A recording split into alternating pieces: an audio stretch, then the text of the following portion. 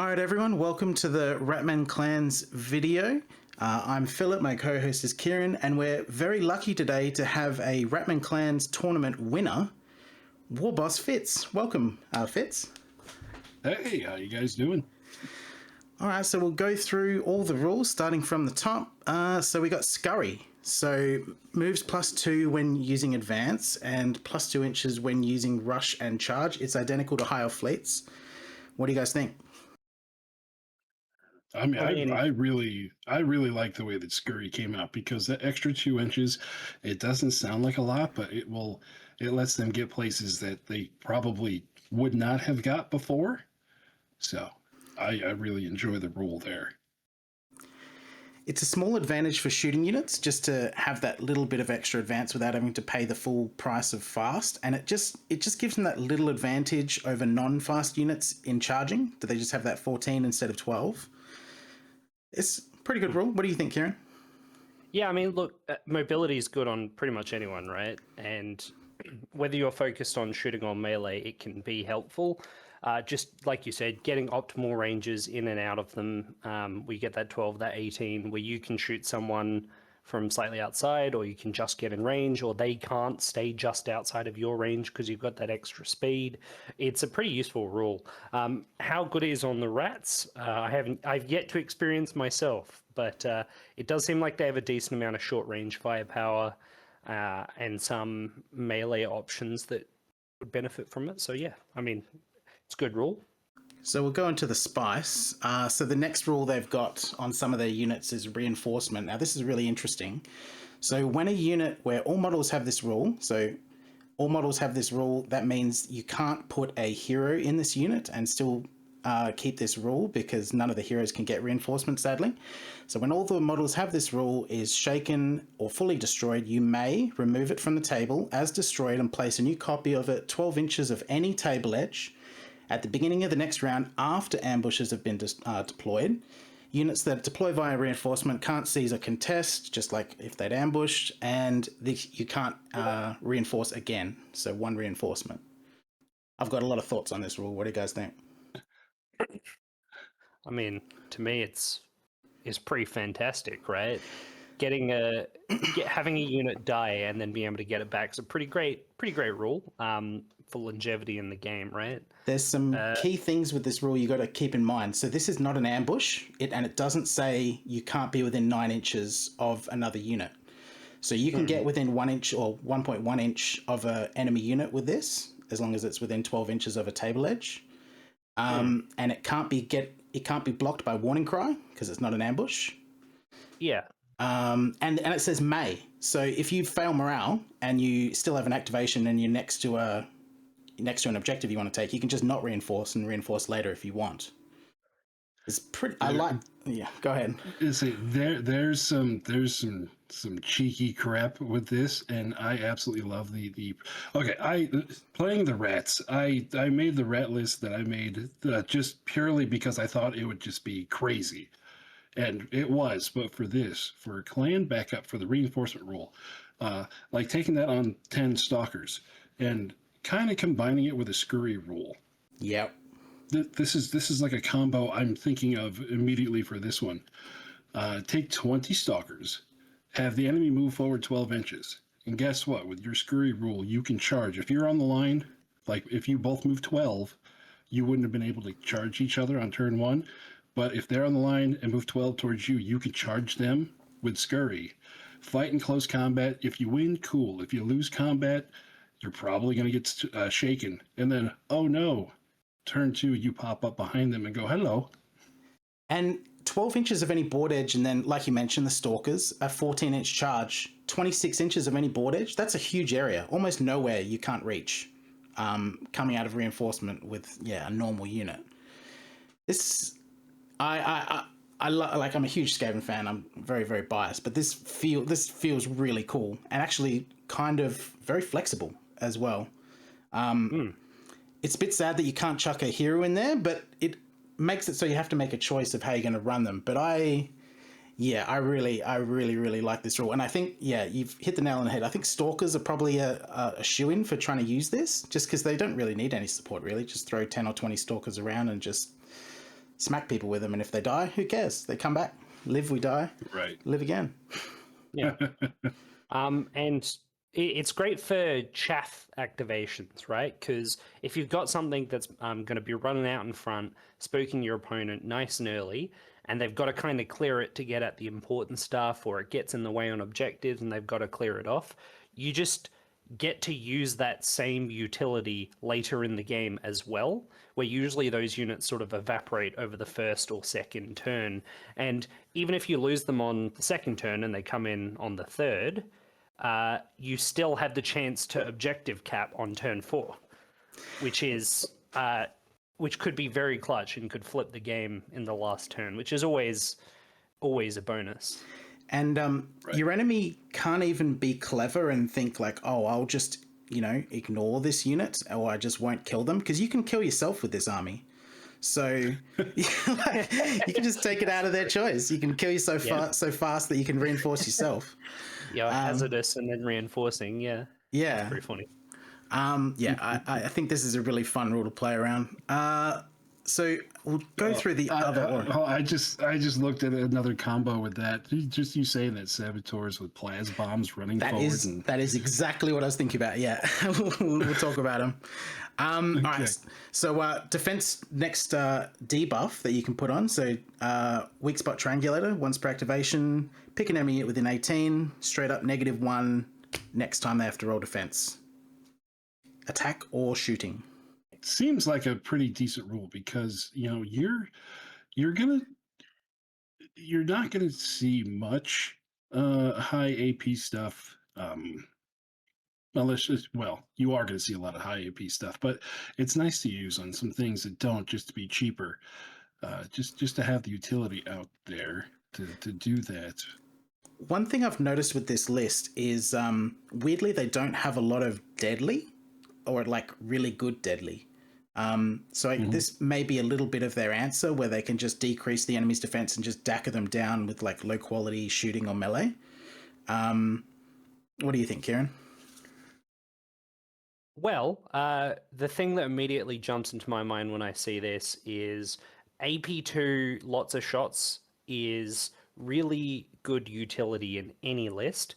So your operators can get shotguns. You've got a few other sources of AP1 firepower, multiple shots.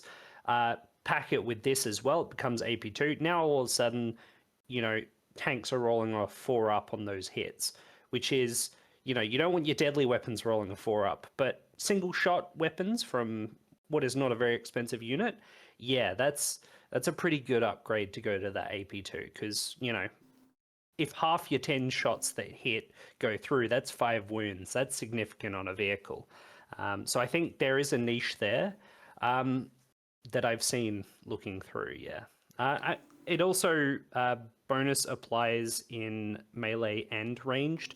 So again, your lots of volume attacks at like your AP1 or AP2 in melee, that can go up again. It sort of makes those units that are low AP, high volume attacks better, which is really good because it means you're not paying the premium per unit on that AP4 weapon upgrade.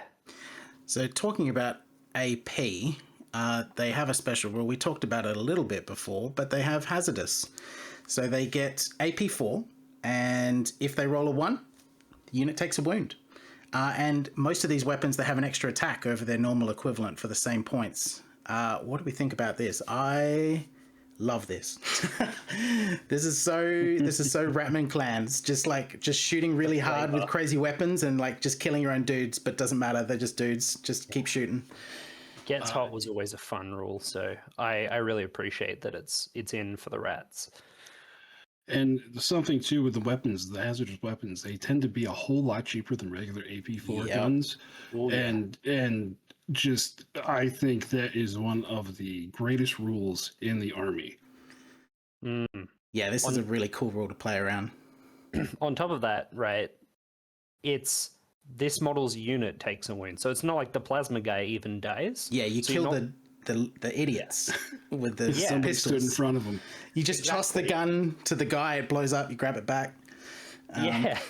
Well, it vents, presumably, and you just hand it to your friend, he burns up, and then you grab it back off his corpse once it's cooled down. It's it makes it so much better as well. If it killed the user, that might be a bit of a downside, but I mean, 15 points for 2 plasma shots and just a 1 in 6 chance with each of those shots to kill, pleb wound number 3 does mean a lot. Very flavorful for the big rats like the heroes with the good guns to be just murdering their friends just to get more damage out, but also like pretty effective. There's some units who can take really good advantage of this. It's a really cool. We'll get there. I'm smiling already because I think I know the one. All right, so let's go into some heroes. So we'll start with the upgrades we can get. So Scurry Boost Aura. So this model, instead of getting a +2 Russian charge, they get a straight +4 Russian charge, 15 points. Can be run on some cheap units like a Clan Handler. I think it's great. It's pretty much giving the unit fast, which you Super can fast. give to. Yeah, it's giving the unit fast pretty much. Well, not really. Okay. 10-inch advance. It gives you an extra 4 inches when you charge, which you can use on top of being that's a hero. You can put like the hero on a mount and put him inside of other already fast units, giving them another 4 inches on top of the 8 inches on top of the 12 inches. So you can get some stuff going crazy fast with this. And for 15 points, I think that's absolutely worth it. Yeah, you can keep a guy cheap and just, maybe boost a Stalkers unit so they're running around pretty quick. Who else would probably love this? Giant rats. Yeah, giant rats, yeah. Across the board with your 20 rat bodies. Yeah, there's the rat cavalry. Oh, yeah. Called the Mecha Beast Riders. Yep. Mecha Beast Riders with their 2 attacks. They would be going, 20 inches? Yeah, 20 inches on a charge. Yep. That's motoring. That's pretty absurd. And it's on a cheap hero, so it's not even that expensive, really. So if you want to move fast. They've also got the 2 attack lance. Oh, we get to them later, I guess. Yeah, we'll get to them. So melee evasion, -1 to hit when attacking when all models have this rule. It's good. To me, the first thing that jumps out to me is that you're kind of looking at volume of guys as rats and having expendable bodies. I don't know that boosting the defense is really the way to go. I've got one question. Mm-hmm. So the assassin rats, infiltrators. They've got evasive. Does melee evasive stack with evasive or evasion? I assume it does, right? Melee evasion is not the evasive. Unless rule. they have the same yeah, word. it would. So there'd be -2 to hit in melee, -3 to hit. No, just -2 to hit in melee, -2 to hit shooting. That's annoying. It is. Mm-hmm. I think though, like you were saying, that you got so many units. I mean, honestly, the rat units for defense are kind of crap. Yeah. And so your best defense against the enemy is to just not get attacked. So yeah, I think you start putting that's not really going to help you much. Yeah, they're cheap enough. You may as well just take the hits. Maybe if you want to use them on something like the rat ogres, that the big beefier stuff. I mean, even them, their defense isn't amazing. So just a little bit of defense there might help them out. But for a basic rat squad, I wouldn't bother. Yeah. I can kind of see it would be really frustrating to come up against enemy scouting melee infiltrators, which also have that extra -1 debuff. It says -2 to hit them. I can imagine that being quite frustrating, but given only one of them's only in melee at the end of the day, it feels like kind of a waste, because if you get that unit into melee, it's already doing what it should do. So hopefully you win in that melee first. Yeah, the big question is, would I take it over anything else? Not really. That's the problem. They got better options. There's some good stuff. Ambush Aura. You can just ambush any unit you want that can take a hero. That's pretty good. There's some units that like ambushing in here. Any units that stick out to you guys for something to ambush? So what might be a funny gimmick with the ambush? So first of all, having the utility of being able to pick it's always good, right? You never have to take this aura, but if you want to ambush a weird unit, you can. The funny thing that sticks out to me is ambushing a unit that's clearly, obviously, not designed for that purpose, and just being able to throw it somewhere in the back line. Some like dirt cheap chaff that you can deploy behind your enemy's lines in turn 2 can be quite funny, to be honest. Whether or not it's actually powerful or not, I think it definitely ambushes sit in that weird ground where usually people make them super highly Super killy. alpha strike. Yeah, super killy. And so the idea that you're putting down instead an ambush just like 20 guys, just 20 hot bodies, 2 attacks and melee, something simple like that, and going, well, they're there now, you got to deal with them. Even if it's 5 up hit and 20 attacks, that's, you know, that's more than no hits, so you can't quite ignore it. And yeah, it also could let you screen better ambushes, is the interesting thing about it too. And something I found with the rats is between, you know, ambushing and then the hazardous and the mind drones and stuff, there's a lot of mind games you can play with your opponent. So in this situation, like imagine, even though they're slow, imagine dropping 10 mind drones behind the enemy lines going, what you gonna do? I am going to kill whatever I touch. You're just going to have to deal with this. It's like, I know I'm going to die, but I'm taking you with me. Yeah. It's going to be hilarious. Does this guy, would the intelligence officer die? Or just the drones? No, just the drones. Oh, that's great. So he still gets to hang around after the drones go kaboom.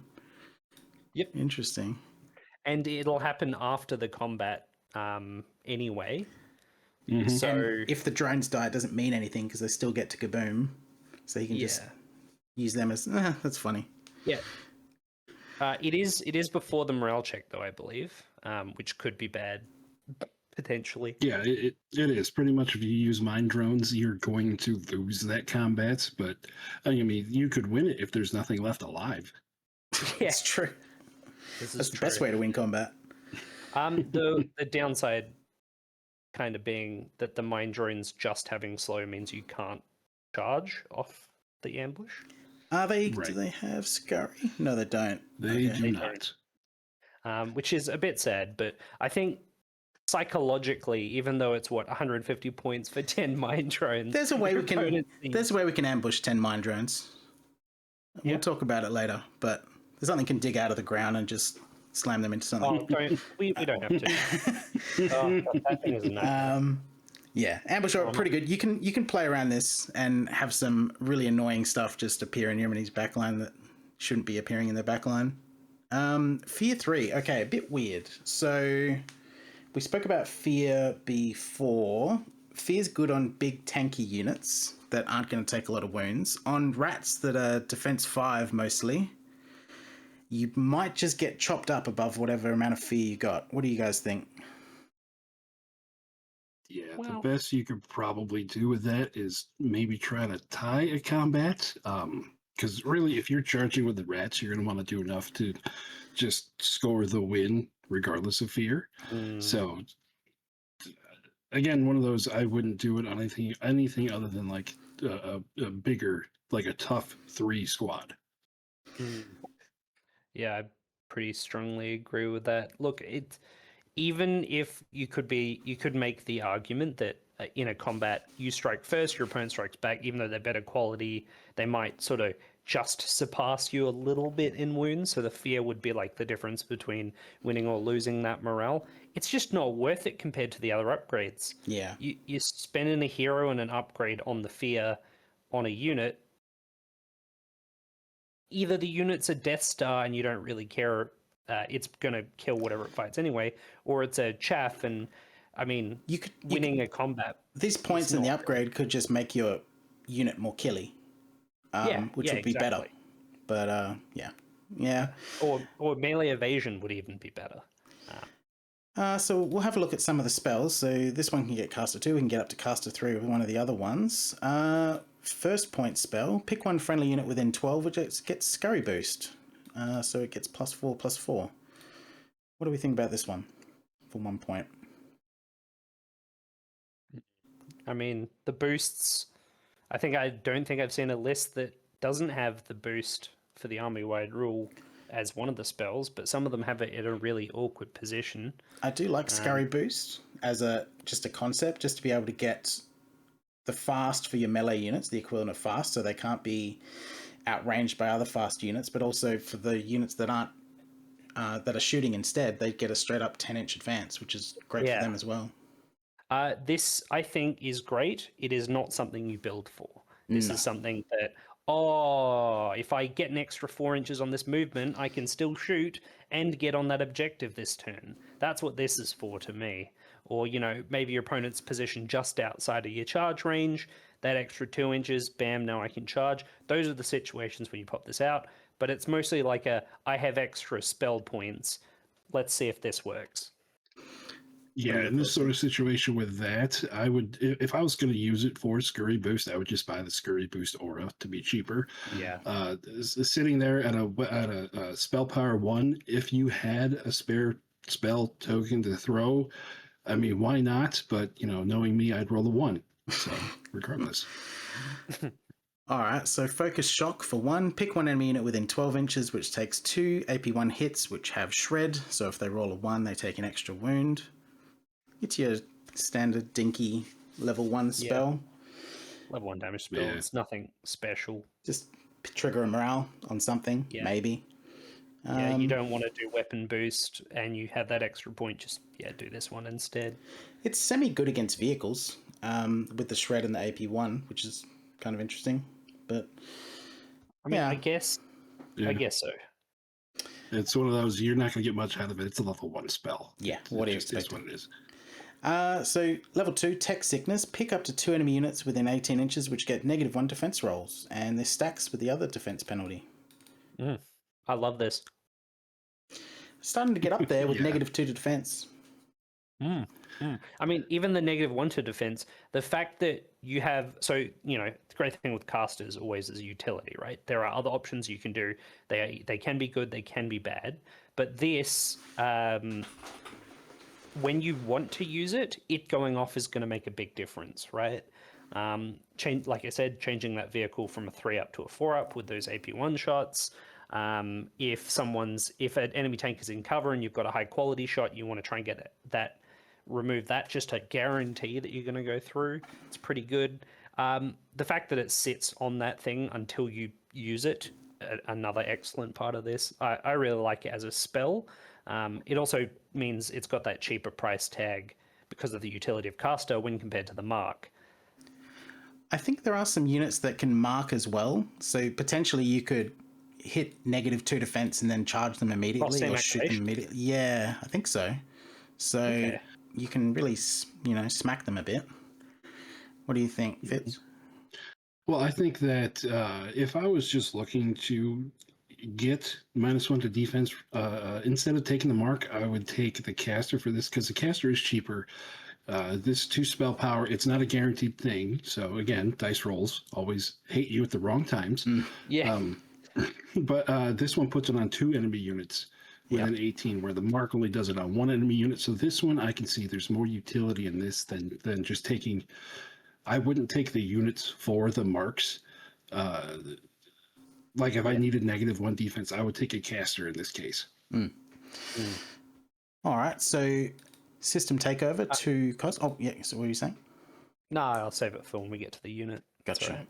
So system takeover to cost. Pick one enemy unit within 12 inches, which takes 6 hits. Bread and butter nuke. Yeah. You need to be in a melee unit to use this because 12 inches is pretty close, but this will help contribute to a melee. I mean, it's what, a no AP 12-shot shotgun. It's for the cost of caster. Yep. You'd pay a lot more if this was a weapon. Caster 2, 30 point. Yeah, that's how I always like to think of these. And then if you're taking a caster, and every turn you're picking between Tech Sickness and System Takeover, both of those are great options.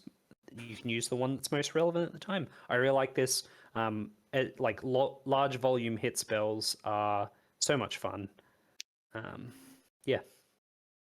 Yeah, like on a unit that would be moving up closer. I like taking spells like this I like taking casters inside of a melee unit, like if I know I want to do a push on something, so this way one unit can affect two separate units. Mm-hmm. Throw the spell one direction, charge something else. Mm, Maybe you might kill one off and you might force the other one to get stunned. So I yeah, mean double the there's morale some checks. there's some combo power going on here.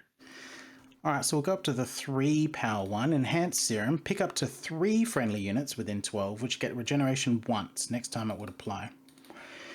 This is the only way you can get regen in the list that I think that I can see. This also negates is you can 5-up negate hazardous, right? Because it takes wounds. You take wounds from hazardous, and then you Yeah. can 5-up regen it, but then Yeah. it uses up your regen. Yeah, Mm-hmm. I probably wouldn't. Oh, I guess you don't. Some have a units choice. can some units can Yeah. kill a lot of themselves. A lot of the times where you have those pick up to 3 friendly units within 12, you'll have like 2 that you want to put it on, and there'll be a third one that's just there that you don't really care about. So that would be, in that situation, yeah, that'd be good. Number of units is a good thing about this spell. It's very expensive, but yeah, regen's a great rule, and having it on tap when you know that the enemy can't negate it is also good. Yeah, there's a whole lot of anti-regeneration stuff floating around in 3.5. Yeah. So it's one of those, if the enemy has a bunch of rending or bane weapons, I wouldn't try this at all. Yeah, unstoppable weapons that a lot of people are Right. taking anti-regen at the moment. I guess there's a value there in taking a caster 3 in the sense that this regen, depending on the list you're coming up against, could be great because they could have no anti-regen in their list and then you can teach them a lesson potentially. Or, enemy unit nearby, drop 8 hits, 2 of which have AP1 and Shred, or drop some debuffs and some buffs. I think a caster 3 is definitely, if I was going to take a caster in this list, I'd go for the caster 3, just so I have the option of maybe just if to I want unlock these level 3 spells every round if you Yeah. need them. just have the option. I mean, Fitz is right in the sense that it never feels good to roll a 4-up and the dice hate us, right when we need them to love us. So, but there'll be those times where you pull it off and it feels clutch, and you roll on your regen, so you get all 5s and 6s, and your opponent's bowling his eyes out. It happens, and that's kind of the fun of the game to an extent. Those lucky rolls and those excellent successes, and this gives you a good opportunity for that. So for the last one, Power Surge, I love this. Pick one enemy unit within 12. One enemy model, sorry, not unit, model. Within 12 inches that takes 6 hits with hazardous, so it's AP4, and then roll as many dice as hits to see how many ones you get and how many of your guys get their brains blown out. This will kill a Space Marine commander. This will kill a Defense 6. This a Toughness 6. In a unit. This spell should not be called Power Surge. It should be called Screw That Guy in particular. Unlimited power. So cool. Yes. Yeah, AP4 on 6 hits is this is On a basically model. deadly 5, right? I mean, sure, you'll you'll take often the just take out a Deadly 6 guy. They have to roll that 6. A Yeah. Tough 6 guy. Or if you find your unit randomly next to an enemy APC, just Yeah. boom. Boom, gone. I mean, stunning him for 3, yeah. The snipers are I think going to be quite good this edition. And compared to a lot of people, high AP sniper is what this is. Yeah. Which is not nearly as common. And this a lot of these toughness 6 units that hide in models, the master destroyers and things like that, they can be 200, 250 points sometimes, and this can just pick it up. Yeah. You're not going to cast this all the time. This is so cool. This little scruffy rat comes out of nowhere and just your mind explodes. And then he kills 2 of his friends in the process. Like Potentially 6 of his friends, but yeah. Yeah, I love it. It's great. That's going to be an iconic spell when that goes off. In terms of how good it is, maybe less than it is exciting as a spell, right? Because You almost want another caster to buff this guy up to get it to a 2-up. Yeah. But at that point, you're investing too much. I mean, if he's casting this every turn, right, targeting, a moderately okay unit to target, he'll pull it off 2 turns, right? So it can work out. Like that. I believe he can get caster 3, and then he can also get scout, right?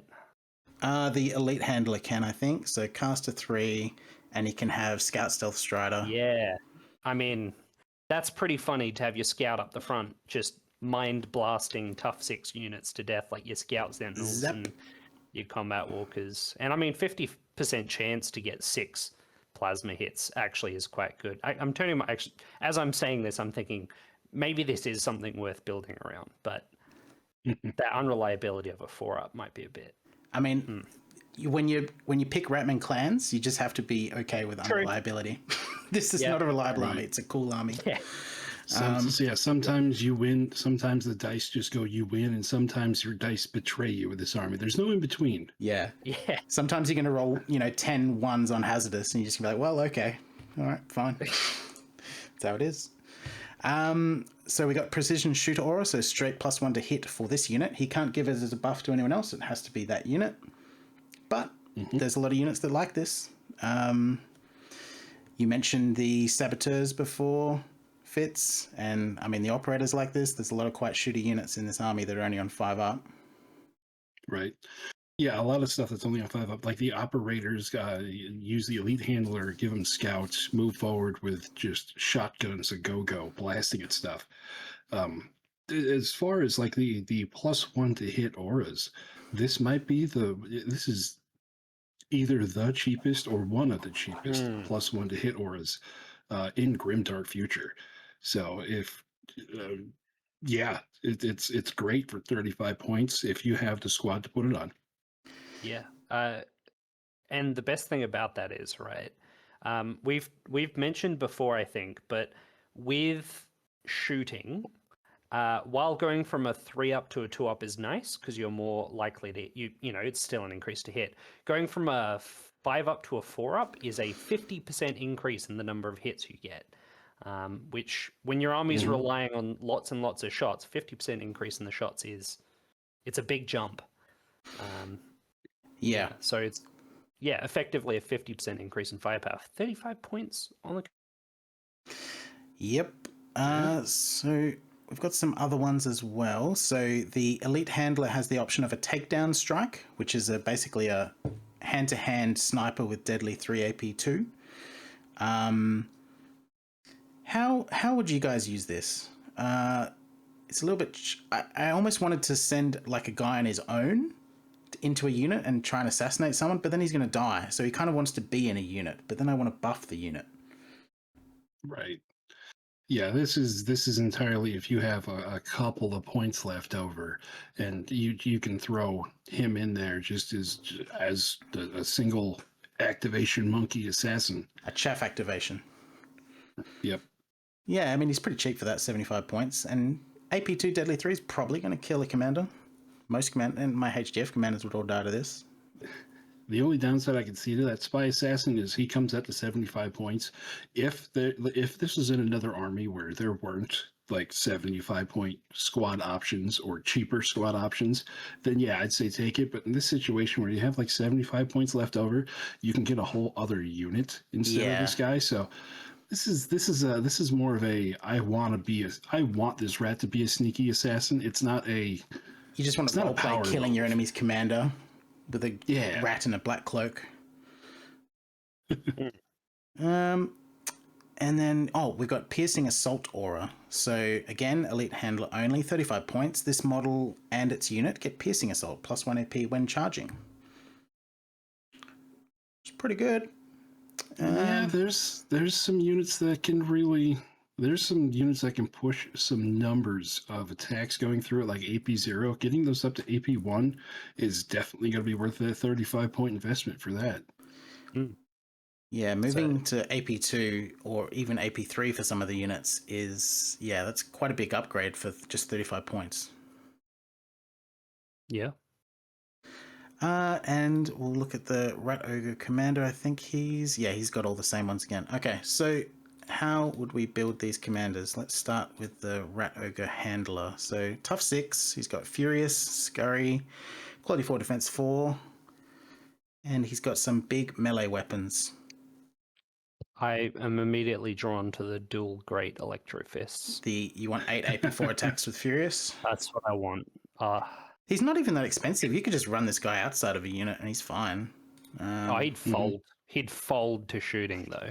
Yeah, but do I care if he's getting shot for 170 points? Like, I mean, maybe. I mean, it's not hard to give him just like an escort. I mean, your escorts are cheap enough. You could just give him giant rats if you really wanted to. It's what, 80 points? True. So 10 extra wins. How would you run him, Fitz? So what I would do with this guy, instead of the dual great electro fists, I would give him the dual great electro swords. Yep. Yeah. And then I would give him piercing assault. Yep. And then I would put him in a unit of rat ogres that all have the bodyguards or agents? Have the swords. Agents, I think, have the swords. Yeah, dual swords. I think. Yeah. So what you've done here is now everybody has AP2 when they charge, but the rending ignores regeneration. And we've got 20 AP2 rending for 370 points. That is a good price for 20 AP2 rending with Furious. Yep. And this can be transported as well. Yep. This is within transport limits because he's tough 6, but he counts as one model. Oh, yeah, true.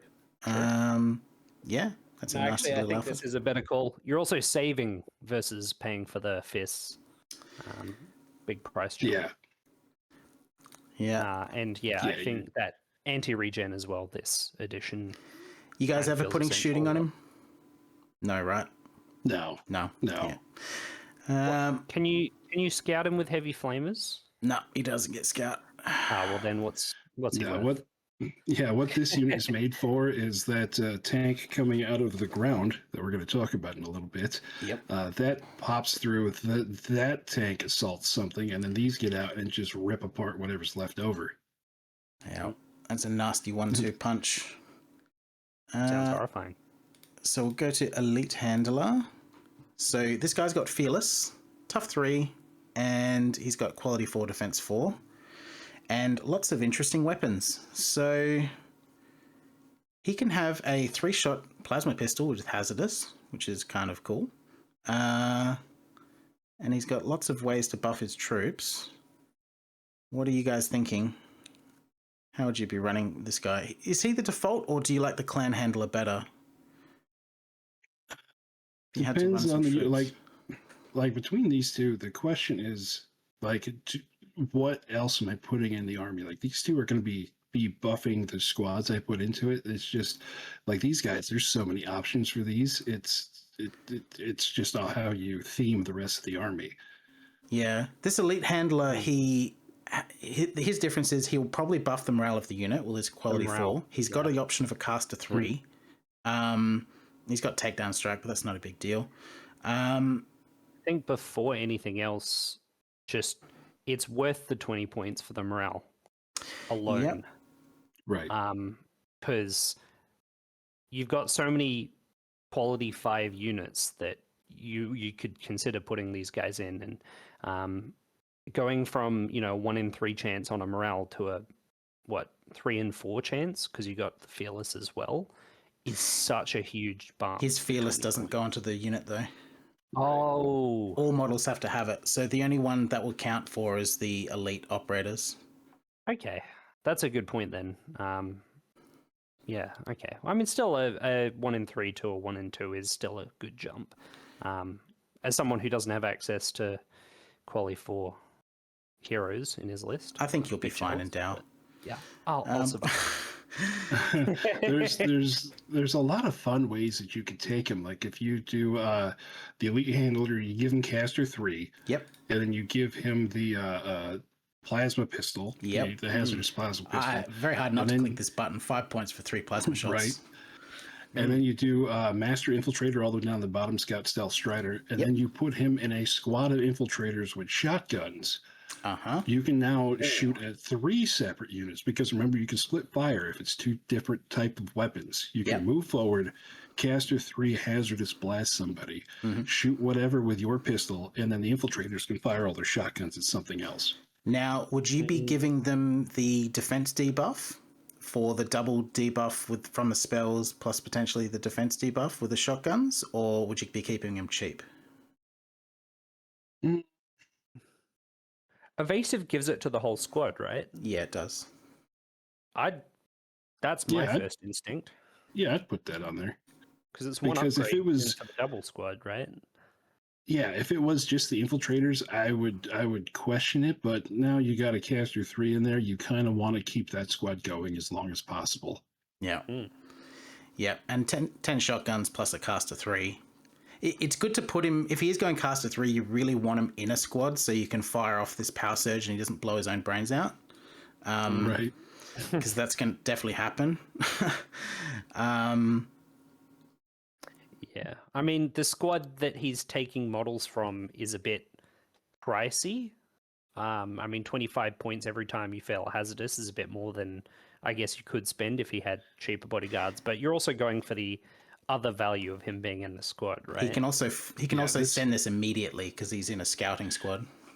True. Yeah, this squad is a shock and awe squad. This is if they blow out some brains with power surge, because you got to get the power off to begin with, and then you had to roll a 1 to actually take the wound on the infiltrator. You're going out there and you're just blowing stuff up. You're fine. I'd do it in a heartbeat. Yeah. It's not even that expensive. 400 points for this. For 10 scouting shotguns and a caster 3. That's fine. The only downside is once you do that once, your entire enemy army is going to look directly at this squad. Hey, they got stealth and they got the Hence by stacking that, your opponent's shooting out with -2. It's going to feel bad to try and kill it, but they're just going to feel like they have no choice, right? The offensive output's scary.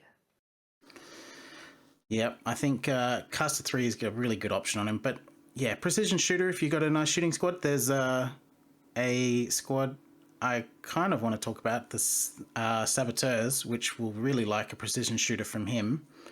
Or it could be from a clan handler. So let's have a look. Yeah, or the shotgun infiltrators too can benefit from it, right? Yep. AP2 shotguns is very nice. Let's have a look at the clan handler. So the cheap one, he's only got quality 5, defense 5, but he's cheap as heck, and he's got these plasma burst sniper rifles. So he can either have an 18-inch normal sniper rifle with 2 shots for 35 points, and he's only 60 points with 2 sniper shots. Great. Or he can have 5 points more, an AP4 sniper rifle, but it's got hazardous. So make sure you put him in a squad. Wow, AP4 sniper for 40 points. Yeah, I'd definitely put on the quality 5 guy, right? The quality 4 can't have it. This is him only. Oh, okay. Yeah. Any of these that you'd be looking at for the cheap clan handler? Ambush. Just ambush with some boys. This would be my ambush sniper. I'd put him in the squad to give them ambush, and then his job would be to take out the regen or the banner or the whatever. Probably the regen, right? And then when you charge, if your weapons aren't ignore regen, so you just go high volume of attacks, ambush squad. Suddenly you basically get ignore regen anyway. That's pretty cool. Well, 2 up AP4 reliable. Yeah, and you could put him with the sniper squads. You could bring a whole group of guys with you that do the same thing, and you could just start dropping people. Be like, oh, you got 3 different banners and a character buffing in that squad. Now you don't. How many units die when this squad fires? So we got a combined. We got 8 shots. So at least 1, maybe 2 is dying a turn every time you fire it. I love it. Yeah. I think 6 or 7 wounds, yeah. Definitely worth looking at the sniper rifles with him. He can run. It's like the more you look at the stuff in this army, it just makes me smile, and it's like this is so silly and so much power, but there's such a downside to all of it. It's like it's so good. It's not reliable power. It's just potential, which is fun. This feels pretty reliable, not gonna lie. It's 265 points to deal like 5 or 6 wounds. Right, but everything we've shown so far, nothing has been morale negating. Like this, they have no way to sort of help if things fall apart, and things fall apart pretty quickly. Well, again, psychological effects, 265 points for every character and every buffing model in the enemy army to go, oh crap. Yeah. 8 AP4 shots with reliable takedown will kill any unit in the game, I think. Also, on average, we'll do like 6 wounds here if you ambush that. Yeah. You go, I have guaranteed 6 wounds pretty much. When it comes down on a unit, that's even threatening to vehicles, right? Because these are AP4 hits. 8 AP4, 2 up to hit. Yeah, no transport's going to like that. I mean, most people who pay for that pay 300 or 400. Like the price starts to get up, and now you do have, obviously you've got the hazardous, and these guys will fold compared to a lot of the other anti-take options that other people have. But just the sheer amount of damage it can do is pretty horrifying. Yeah, a hard comparison for this would be like the sniper assassin out of the Human Inquisition army. The best sniper in the game. I will take these seven models over that model every time. They'll outshoot him. Yeah. Yeah. Kind of crazy. Definitely. That's a scary tag. Would you run him melee? He can run with those mecha beasts. He can have a lance, and he could have... No, he doesn't get the melee boost, so you probably want to run the elite handler in that case. Well, you would give him the scurry boost if he was going with the mecha. Just make him even quicker. Yeah, that's a good idea. Make him fast. Yeah, but they're quality 5. I'd want the morale. Yeah, but they're quality 5. They're going to die anyways. Good point. Good Just keep 'em point. cheap. They're def 5. In my head, for some reason, they were a tough 3 unit. They are not. Never mind what I just said. This is chaff. Yeah, they're combat bikers, but slightly better. They are meat missiles. All right, so let's have a look at the normal units then, starting with the Stalkers. What do we think about these guys? So quality 5, defense 5, Furious Scurry. I like those rules. And their base weapon is an attack 1, AP 1 with Surge. So it doubles up on Furious. So on unmodified results of 6, they just get an extra hit and they don't have to charge. So they get 3 hits on a 6. On the charge. Now, these are... On the charge, these are the equivalent of a 5-man Space Marine assault squad with 2 attack AP1, because they're the equivalent of quality 3. And you can double them up and have the equivalent of a 10-man. They're fairly choppy for their price. What do you guys think? I mean, even just base cost 120 points for 10 guys. 10 attacks, Furious, Surge, AP1 is scary. That's before you even start investing in it. I mean, this is one of those units that would be funny to ambush. I like reinforcing them. Yeah, reinforcing too. Your opponent spends all their time shooting and killing them, and you just spawn them again and go, hey, hey. Yep. Yeah, there's 2 ways to build them. There's with the Surge and the Furious and Scurry there. You could do it with the Electro Flails, and if you do that, that's where you want to put like a character with them that gives them like +1 AP, gives them a little bit better quality. That's where you'd put the Elite Handler in there, and I would double it at that point to push forward, and I would not use reinforcement with that squad, just because you're trying to use those guys to push. Or you could just go dual close combat weapon with reinforcement and just throw them at the enemy and don't care if they die, because they're just going to show up again behind them. In the worst possible place and charge immediately. Yep. And these are fine to just run as single squads with reinforcement, because you have to pay each time if you combine. So a single squad or double squad, they work perfectly fine either. Yeah, I would take 2 separate squads of 10 and give them both reinforcement just to double the fun. This makes me think, if I had to verse this, this would be really annoying to play against, because I'd have to think, do I want to kill it? Do I want to morale break it? Because now it's going to go somewhere else and do something really annoying. It makes your enemy think a lot, which is great. I love when my enemy has to make hard decisions. Also, again, the rats are psychological mind Fs. Yeah. Yeah. I'm picturing a lot of mental anguish when you take these out against me. So Yep. No, I will run a lot of these.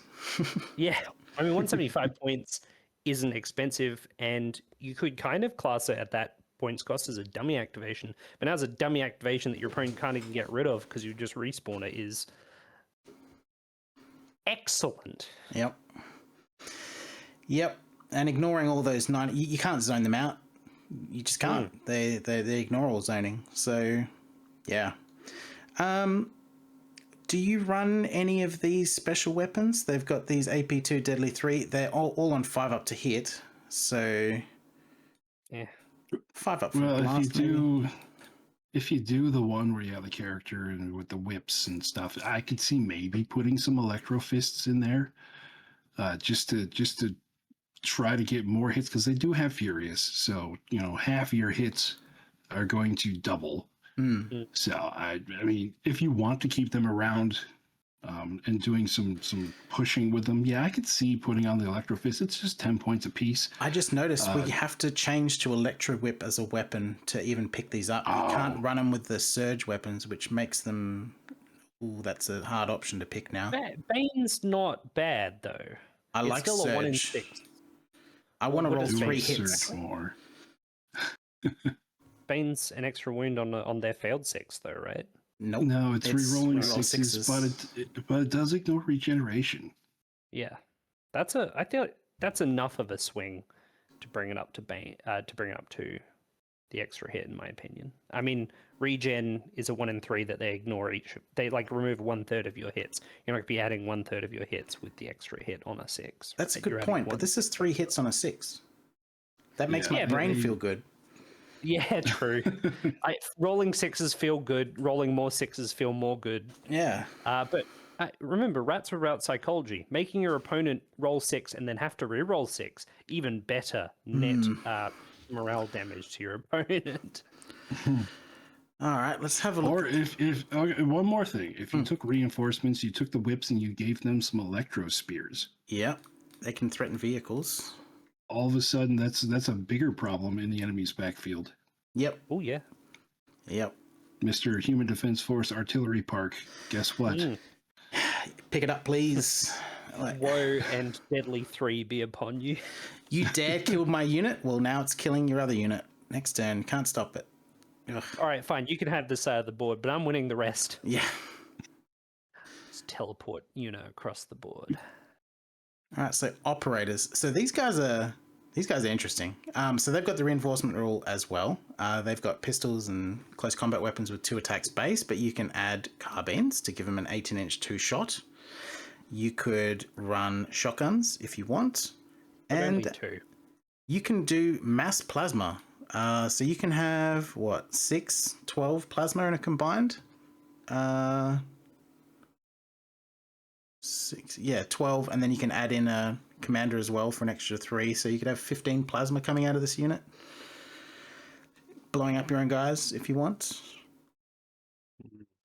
How are we feeling about operators? Well, I have an idea. For me, this looks kind of like a Human Defense Force, just rifle squad. Yep. So what I would do with these would be a unit that I would keep in the back, like holding any objectives that I have back there.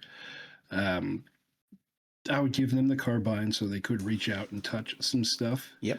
And then You can do this first and then do the carbines after. Yeah, I would do the Plas Burst rifles first. How can you not? And then put the carbines on. And then I would give them reinforcement just because. Sergeant? More plasma? Yeah.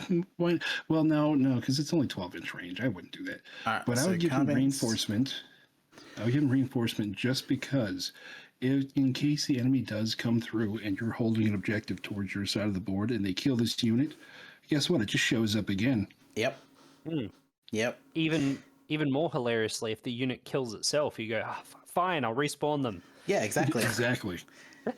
Yeah, no, that's it. It doesn't even have to kill itself either. It just has to shake, and you can be like, "Oh, I don't want to lose a round. Just boop, come back." It's a really good backline sort of flank objective holder. I see what you're saying here. This is because it dies, it comes back. All right, and I'm still here. What do you want? Here's more woe and plasma be upon you, you know. And if they've done their job, if the backline's not being reinforced, you can put it in their backline. You don't have to redeploy on your own. Yeah, just take a few shots, have the unit die from its own shooting, and teleport it across the board. That's say it's turn 2 and somebody shot you from 24 inches away and shook the unit. They're not going to make it to your objective by the end of the game. Go play for theirs. Yep. Yeah. Yep. You can keep them cheap too. They're if you didn't want to run reinforcement, if you just want to have just a shooter unit with some plasma, you can get 140 points and you got 4 plasma shots coming out. It's not nothing, but I think the carbines are pretty great for 25 points for doubling up those shots. These guys respond well to an elite handler, giving him precision shot for +1 to hit, taking him from 5 to 4. And also the morale buff for that. And the morale buff. That way. Yep. Right. And like I said, they can get a lot of plasma. You can get 15 plasma out of this unit if they've got a elite handler supporting them, hitting on 4s. That's a lot of damage coming out. But you take at least 2 to 3 guys per turn to your own shooting. So, oh well, that's fine. It's fine. Yes, worth it. They're taking more. We've got more rats. Yeah, that's what they're there for. Yeah, I think these are great. Really good units. So Saboteurs. Okay, so I'm excited to talk about these. So Fitz, you tell me your opinion on Saboteurs, and yeah. And then he'll get excited and giggle about it. How would you run these? Okay, so they start off at 85 points. So cheap. Yeah, absolutely give them the five points for hazardous bombs. I mean, why not? 20 plasma bombs coming out. And then, and then probably put reinforcement on those as well. Yep. So these, you lose 30% of your unit just for firing it every turn. On average, and it can go higher. They could easily morale check themselves in one turn. What? I mean, mathematically, you think about that, right? Use a third on the first turn. The second turn, you lose. Fail your morale. That means you get to reinforce. Exactly. Come back full 3, power. And by the end of the game, you don't need models anyway. So perfectly evens out. When you said you lost 30% every turn, my brain just went, "And yes, what's the problem?" They lost more. That's fine. You can put a elite handler in here and give him precision and a plas pistol, and now you've got 23 shots per turn hitting on 4s. So you got 11.5 hits every turn. Well, for the first turn, you'll take casualties after that. If you don't move, though, is the one thing. That's a lot of hits, AP4. But how would you be best using these? So the thing with them, they're 12 inches, which is very short range. They're indirect, and they have no penalty for moving while indirect. So I guess they're running behind your melee squads just to give them a little bit of protection from being shot. Or I don't know, how would you be running them? Oh god, I would model them as suicide bombers and just run at the enemy. Just to make it even scarier psychologically. just to be dumb. But I probably, theoretically, they could be behind your stalker advance. Have the stalkers run forward and then these guys move. Because with scurry, they can move 8 inches and throw bombs. So they effectively have a 20-inch threat range with the plas bombs. Mm-hmm. So just keep them behind a squad of melee dudes, and they could reach out and touch stuff. Do you go reinforcement? Yeah, absolutely. Yeah. Because even once they do die or they blow themselves up, they just show back up again and do the same thing. Yep. And these guys have no trouble dying. They'll do it for themselves. The enemy doesn't even have to be involved. This is a really cool unit. The indirect opens some interesting little things you can do with the reinforcement as well. You can hide behind buildings and walls when you come out so you can't get shot, and you can still shoot them. I love this quick readjustment rule. Yeah. Cool unit. Ignores indirect. It's so nice. Or ignore the downside. Yeah.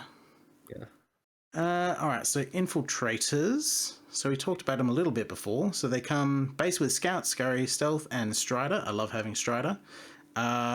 and you can run shotguns, carbines, and they get smoke grenades for just a straight -1 to hit in melee or ranged, and they have this defense debuff.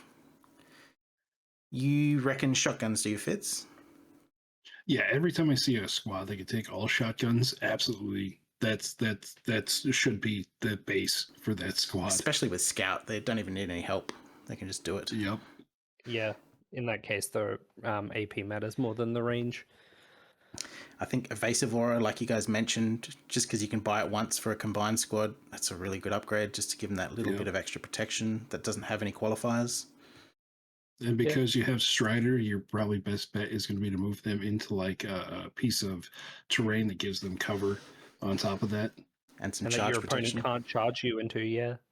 Yep. Yeah, this is a good unit.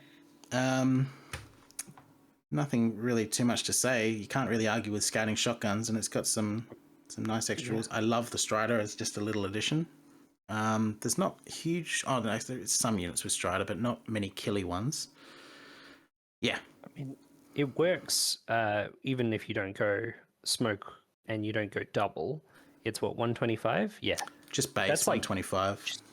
scouting chaff 125 point. Yeah, shotguns, stealth, shotguns, faster, Strider, 125 points. Scout, this is ridiculous. You just put this on the board. Here's my chaff. Also, by the way, it's got stealth. Cry about it. And it's killing your chaff. Deal with it. It's killing your chaff. Yeah.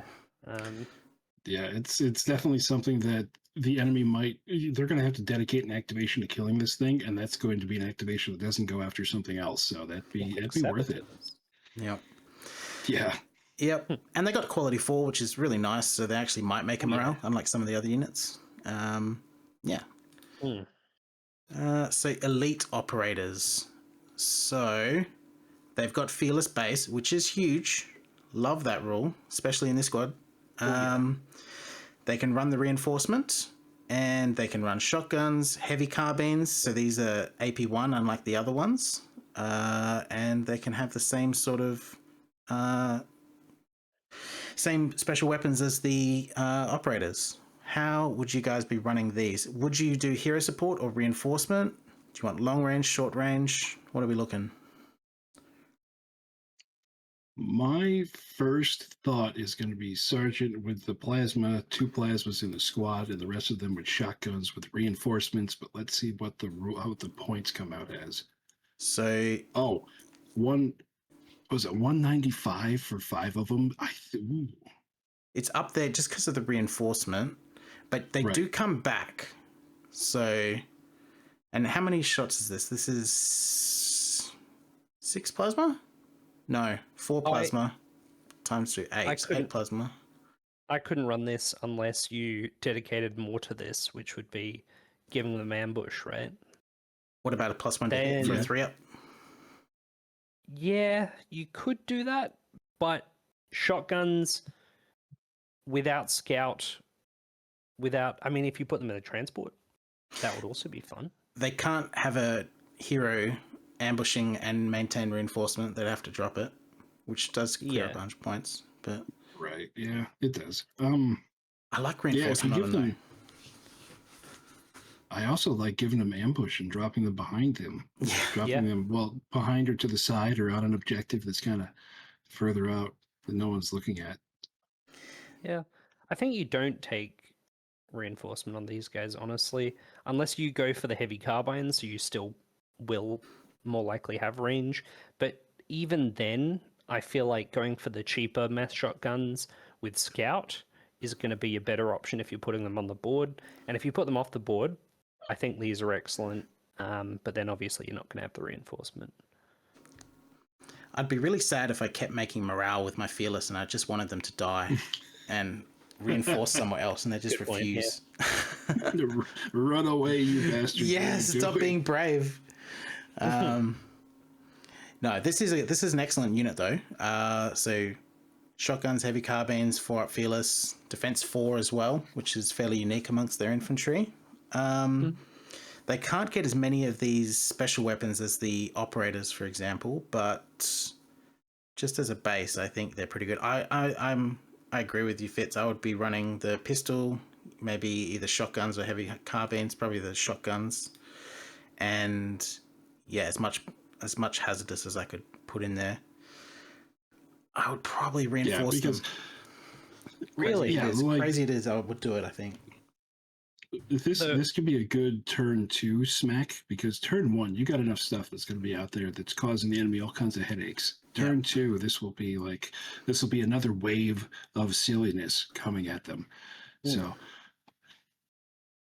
you could do that with both just the squad moving up and with the ambushing. So, and reinforcement, 100 points, you're probably going to be spending the same amount on the character anyway. So it's kind of pick a direction on that. Both of them are good. They have another sort of way, as I mentioned before, they struggle a bit with deadly. These guys have the rocket launchers, so you can chuck a couple of rocket launchers in here with the heavy carbines, so everything's 18 inches, maybe with a 3-up to hit commander or something, and 2 heavy rocket launchers on a 3-up is pretty good with all the other stuff. I'd rather plasma spam, surely. Yeah. It's good. Plasma spam's good too. I mean, you need to pick up tanks. I'd rather have 2-shot plasma than 1-shot AP2 deadly 3. True.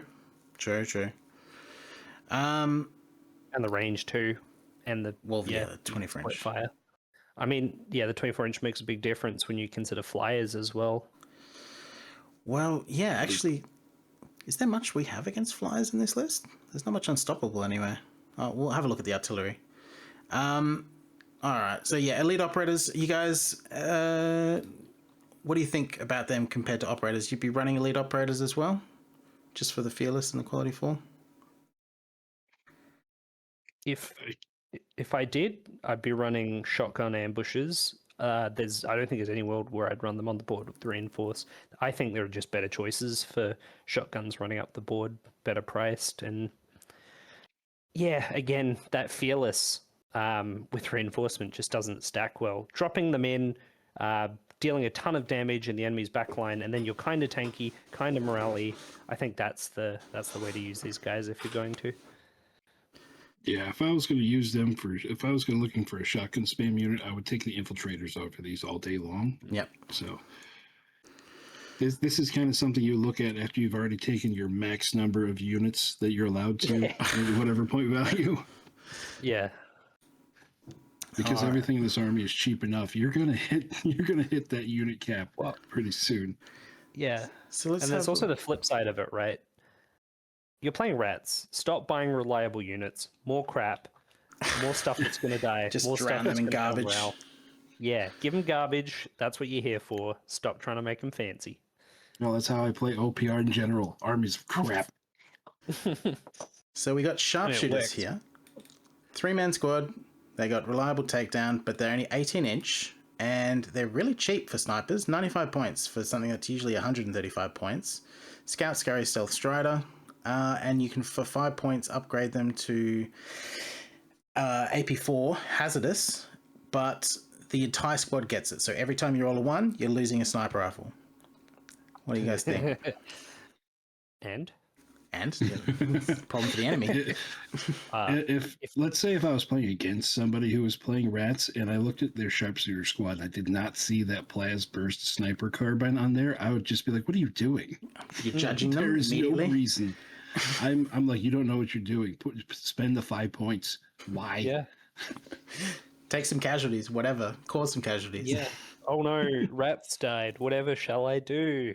Also, 200 points for 6 of them. Like, even if it was just 6 18-inch 2-up to hit plasma guns for 200 points, most people would go goo for gaga for that, right? 5 plasma hits at 18-inch for 200 points. Come on, put that up against anyone else's infantry. That's pretty scary. And this is the first sniper squad that actually uses it Scout, because it's got its 18-inch instead of 30-inch snipers. I think this is the first sniper squad we've seen that I'd actually use. But it's so hard because I take so many of these units in every game, so it'd be so hard picking between them. How would you be running these Fits? Would you go full 6-man plasma, just dacker something down? Yeah, full 6-man. There's no reason not to, because just if you want to run the odds of the dice, you're going to lose 1, but you're going to hit 5 times AP4 on a single whatever you want to shoot at. You're going to delete heroes. Any toughness 3 hero is going to die. Any squad, like say you run into a Battle Brothers squad that has a hero, and then it has the 2 in a combined squad, the 2 banners, the hero and probably both banners are going to die. So this absolutely neuters like reinforced enemy units. And it's anti-tank as well. 6 reliable AP4 hits is no tank likes to see that. Yeah, it's not even that expensive. 200 points. I'm not upset if that dies. That's fine. I think I would take 2. You want to couch it, You right? take 2? Yeah. Wow. I mean, if you can couch this behind another scout as well, I probably would, just because the offensive output of this means if your opponent gets first activation, this is the unit that you're picking up on that first activation, because it's so easy to kill, and then its damage output's kind of scary against a lot of stuff. Look, I think this particularly as well would be a nightmare for you, Phil, with the HDF combat walker spam you love so much. Yeah, I mean, it wouldn't have to be combat walkers either. It could just pick apart my veterans and guard squads. Just put one of these snipers on each of my veterans that have something useful, and then the squad's just ruined. Yeah, no special weapons. Goodbye. I think in this case with this scout, I wouldn't use the scout to put them forward on the board, or I put them forward a little bit, but I would use the scout to see where the other enemy's characters are. Yep. Because remember, you got Strider, you have Scurry, you have another 8 inches on top of this. You have a 26-inch threat range. Yep. Yep. This is the first sniper squad I've seen, and I'm like, wow, I'd actually, yeah, like you mentioned, maybe I should take 2 of these. In the fantasy version of the Ratmen, I've like when I make lists all the time for my channel, I have 2 squads of snipers in the fantasy version of the Ratmen. So that just shows the way I think about these. These are amazing. All right, so we got weapon experts now. So I am on record that I absolutely hate the HGF weapon teams. So this is an equivalent. Let's see what they look like. So they're quality 4 and they have relentless. So already great. And they have normal weapons, but then they have this plasburst cannon. They have a plasma cannon that has hazardous, so it's extremely cheap. And there's an additional benefit here where you need 3 of these hazardous rolls to get rid of one of these weapon teams. So they're very resistant to this hazardous rule, and they push out a lot of damage with their relentless and their quality 4. What do you guys think about these units? I mean, look, in any other list, I'd see this and I'd go, this is hilarious. Give me 3 of these.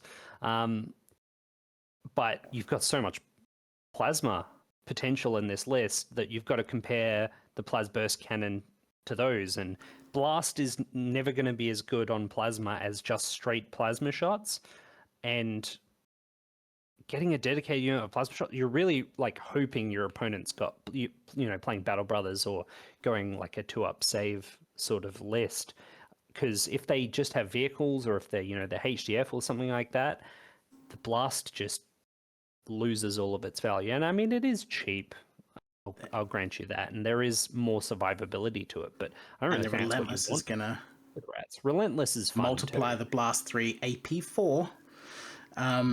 Fitz, what do you think? Okay, in the tournament list that I had, I brought 2 of these units with plasma burst cannon. Again, another one of those, like, I like it so much I brought 2. The look on my enemy's face when I fired this squad and the dice came up 5, 6, 6, and I was shooting into I think it was like a 7-man left. That's 15 AP4 hits. You just have to roll those dice, please. It was poetry in motion. And only just 3 dudes. They're 225 points, 15 AP4 hits. And when I ran the 2 squads, it gave me the opportunity, because I didn't care that much towards like the middle of the game if I lost one, because they fired all the good targets to begin with. So I had two of the squads they were kind of close together. I used one. I set it on an objective, and I baited an enemy assault squad out of cover to come and take out this plasma squad. And then when they did, the other plasma squad turned over and erased them from existence. Yeah.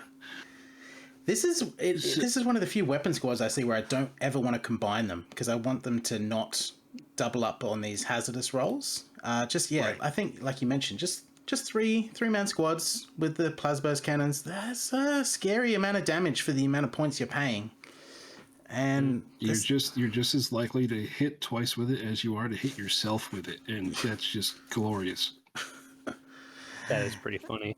I'm a big fan of these, which is unusual because as I mentioned, I really hate my versions, but these look great. I would trade them in a second.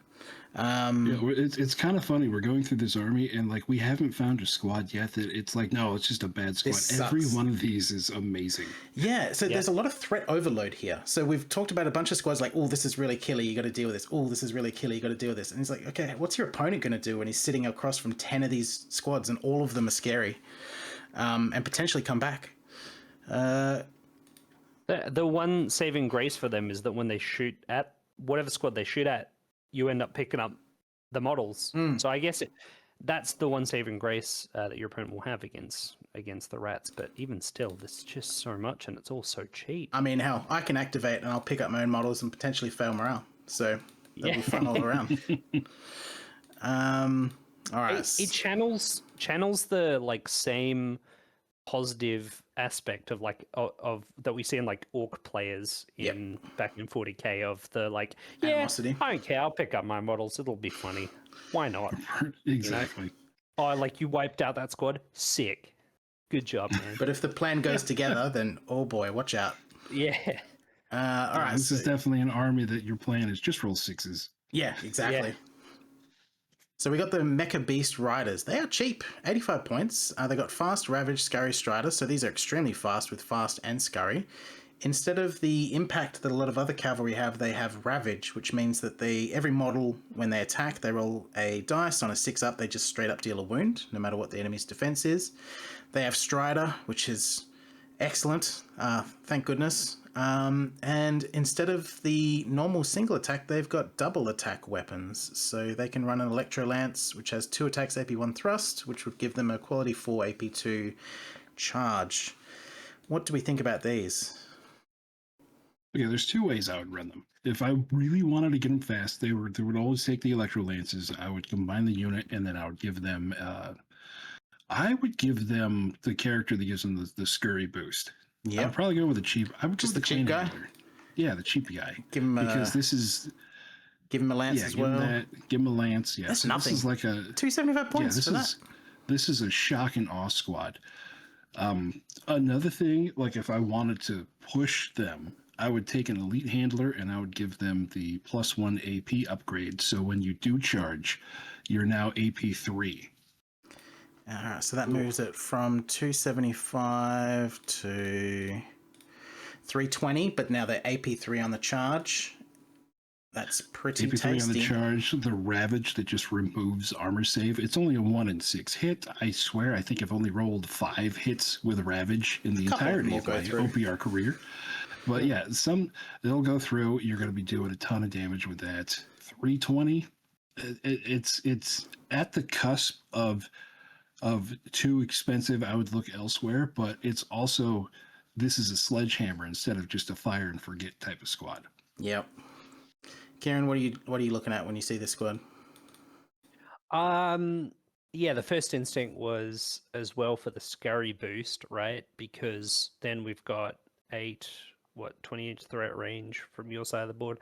To me, that's put this squad behind with Strider. Obscuring terrain. With Strider, yeah, that's also super important. Put this behind obscuring terrain so it can't be shot, and then just at some point during your turn, pick something within 20 inches and go, yeah, that's gone. Pick that up. It doesn't quite do as much damage as a lot of the other units in the game, but this will wipe out or shock a unit that's already taken hits. It's got those 2 hits on Lancers instead of 1 that most other armies have. I mean, you lose the impact, I guess, but that Ravage is really nice because it goes through. And it's cheap.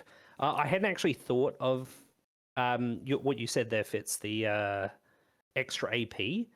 And that's a shocker. That's AP3's 20 AP3 attacks, 10 of which are hitting. It's going to it's hurt some spooky things. on a charge, yeah. I mean, yeah, I like them. I think they're fun. I think anytime you get to take like Lance Cavalry in a sci-fi game is a big plus for me. In terms of niche they fit in the list, I guess this is, to me, this is your last or second last activation, probably with the Scurry boost, right? And this is all right, where can I apply these that will shift one of the sides, one of the flanks of the board? And with that 20 inches, you probably have the mobility to do it. I will say, as someone who runs low armor, low quality cavalry like this sometimes, if you are running these, just be prepared that your enemy is just going to dedicate unreasonable amounts of fire into them. And you're just going to have to accept that your cheap unit is probably going to have to die, because wargamers, when they see cavalry on the field, their neuron activates and they're like, I have to get rid of it. And then they realize that, oh, it's literally guardsmen, it's defense 5, and then they put like 8 flamers into it or something. But that's okay, because these are actually really cheap. And yeah, if they do get to charge, they're pretty punchy, and they got Strider. So yeah, these are a pretty good pick.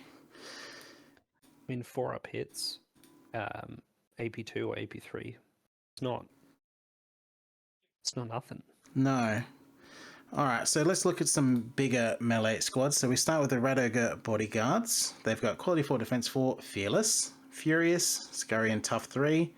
They start with these Blast 3 weapons, and they can get Blast 3 AP1 weapons with Surge. So now you get 9 hits on a 6. Again, that makes me feel good. I would almost always pick this, I think. How would you run them, Fitz?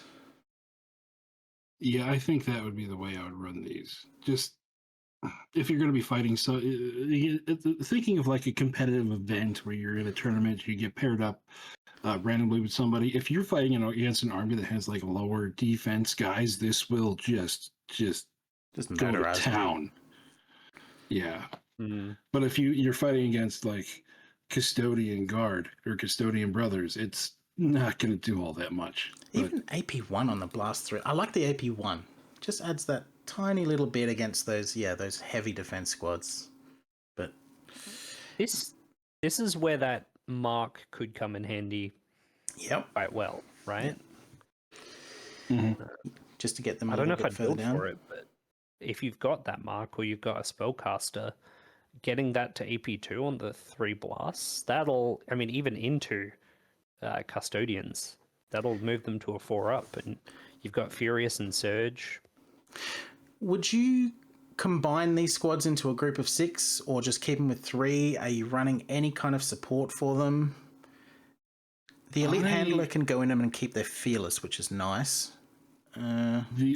The only thing I would do with those is I would probably put a Rat Ogre Handler into the squad. Yep. And because their defense is only a 4, they're definitely a candidate for going inside the Burrower Tank.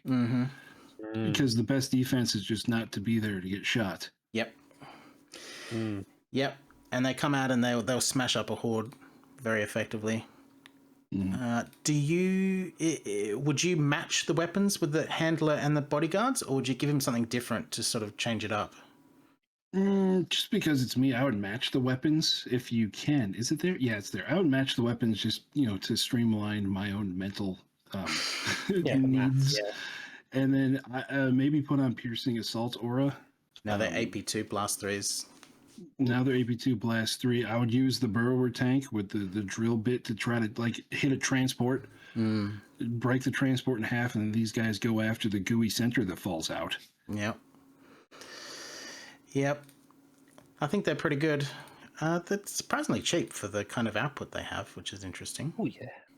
They're just not very tough. Don't expect them to hang around, but if they get to hit first, then... I think they will hang around just because of the morale. Yeah, well, yeah. The morale will keep them on board. Well, Get on the board. yeah, the defense 4 is the problem. Let's I ran. Okay, this is what I did in that tournament. There was an orc truck that ran forward. I started the Burrower Tank on the board because it was one of those like progressive objectives, and I needed everything on there as fast as possible to take objectives. So I kept it out. He ran the truck towards the Burrower. The Burrower charged the tank and blew it up, and then the orcs got out that were stunned, and then the Rat Ogres charged into the orcs, killed everything except for the Berserk commander that was there, and that Berserk commander killed everything except for the Rat Ogre handler. Jeez. Yeah, he kind of went a little bit nuts for his stuff because he had one activation. After I blew up the truck, he activated the orcs to unstun them, so they weren't fatigued when I charged in. Oh, okay.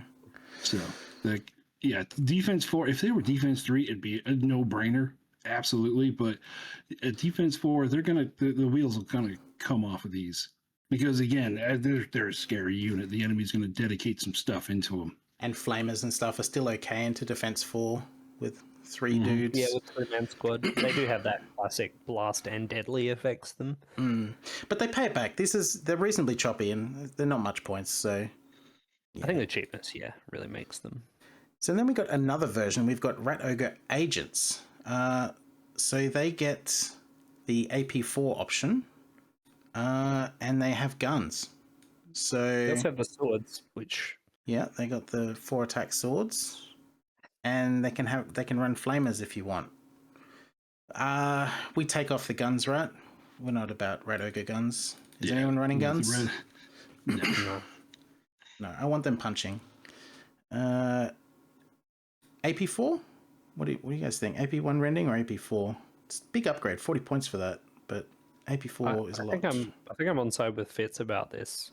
The ignore regens, really nice this edition, and the points decrease of 40 points. I mean, that's almost half a squad in this army. You know, you're spending on that, and yeah, you want 6s anyway. Would you ever walk them? No, because it's the same thing. The enemy's going to see that coming, and defense 4 is not gonna let you live that long. Yeah. Yeah, you've also lost the fearless. But this, you're right. Yeah, and this would be a fun one to ambush. Actually, I love rending weapons, AP1 rending power swords on the ambush. It's a really nice unit. This would be probably what I'd run for that. And 108 points for 12 furious rending attacks from ambush. And and with the scurry, you counteract all of the ambush auras. The countermeasures. Yeah. So they're going to push you back to 12. Well, guess what? I could charge 14. Yeah. Yeah, that's a great point. Yeah. How about you? I'm almost tempted to run them with AP4, and I would run 12 AP4 attacks is pretty spooky. I'm a little bit different. I would run a caster 3 with them and have them jump out of a drill tank with 6 caster tokens and lots of AP4 in my back pocket. Just to start using the power surge into someone's face and then potentially some more hits, and then everyone charges in with AP4 and starts smashing. And he can take some that AP4 is pretty too. horrifying. Yeah, no, actually, you did this to me last time. I did, and it absolutely trashed most of your army. By itself, to be honest, you didn't need the rest. Yeah, I mean, there's lots of good ways to run it, but the fact that he keeps fearless and you can keep a caster in there and he's not going to kill rat ogres just with a single hazardous roll, it's kind of nice. Mm-hmm. But yeah, I mean, got to protect them. I think you're right. They should be transported if you want to get the most out of them. Otherwise, this is going to be a priority for your enemy to just put blast into, and you're going to feel sad. All right, mine drones. Fitz, tell me about mine drones. So let's have they're quality 6, defense 6, no retreat, which is unique. They never run away, but they do die. They're self-destruct 2. So yeah, even if you kill them, they hit you back, and if you win, they still explode and keep hitting. How do you use mine drones? Okay, mine drones. You. These are so ridiculous. I use them in a couple ways. They are an area denial unit. Nobody wants to get within 8 inches of these mine drones. Nobody. They are so scared of the self-destruct because, let's say, they charge them. Don't even roll your dice. Just take 20 hits. Yep. Doesn't matter what you're doing. That's what's happening. I'm picking up my unit and you're taking 20 hits. Yeah, I take a combined squad for 150 points. I was, because everyone was so indecisive around them, I was able to get off quite a few charges with the mine drones, and then I would just throw 10 dice, and if I get any, like say I got like 3 6s, I'm like, okay, take 23 hits. Yep. Because it doesn't matter what you do to this squad, you are going to take those 20 hits. Do you always combine them? You want a 10-man mine drone squad just for tons of hits? Absolutely. There's no reason to, because 10 hits, people look at that and go, well, okay, I can maybe, I'll lose 1 or 2 guys. You start talking 20 hits, people are really starting to go, well, I don't want to get my expensive stuff over there. Yeah. Mm-hmm. And these are interesting too because they're not immediately threatening, and there's a lot of other things in the army that is immediately threatening. So these aren't going to take early shots, but then they're just going to hover onto an objective, and then like you said, what do you do with them then? Like, you're going to charge them? You'll lose.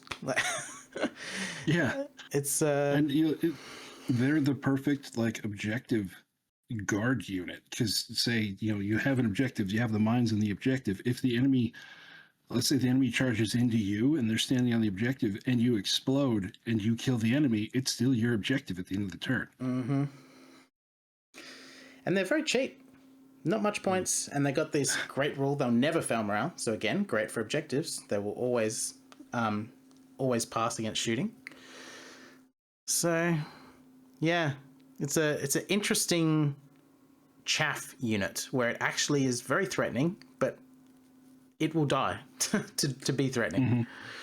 Mm-hmm. Yeah, its whole job is to die, and that the enemy knows that, and he wants to make sure the enemy doesn't die on him.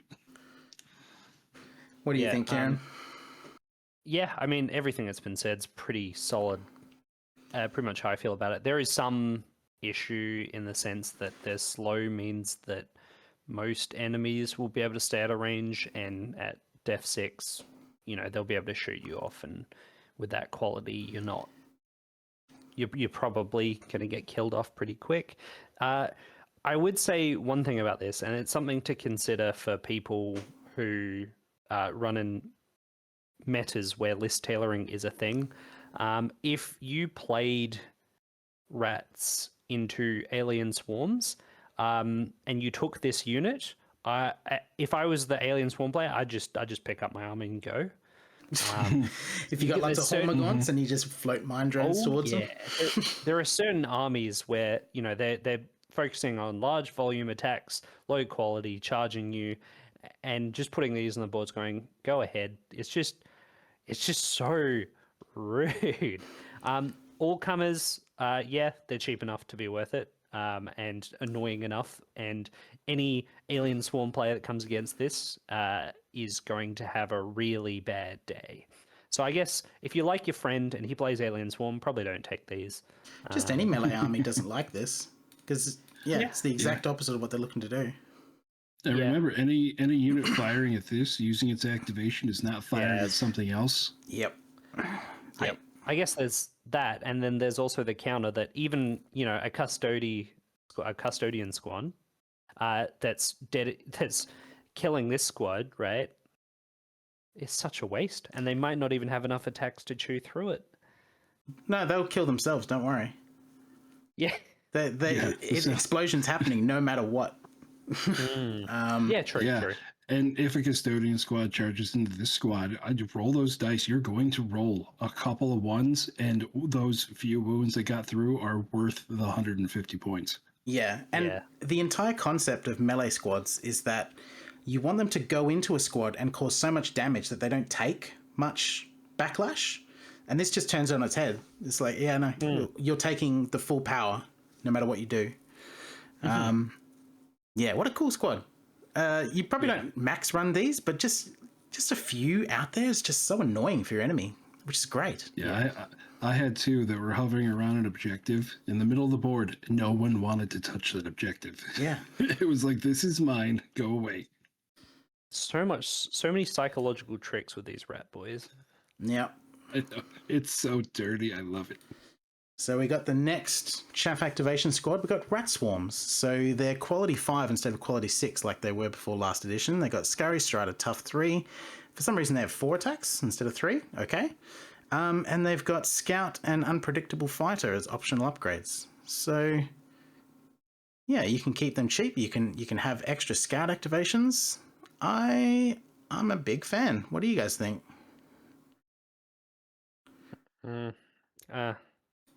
I mean, yeah, chaff activation, kind of annoying to remove 70 points for 9 wounds, but def 6. I wouldn't bother with the scout unless you're playing with the expanded missions where you can, hold an objective for longer, because these would be harder to shoot behind like sandbags and stuff like that. You just won't be able to line of sight to them. But I mean, you're so spoiled for choice on this list. These don't really jump out as me. There's another chaff activation unit which is also interesting, but yeah, what do you think about these, Fitz?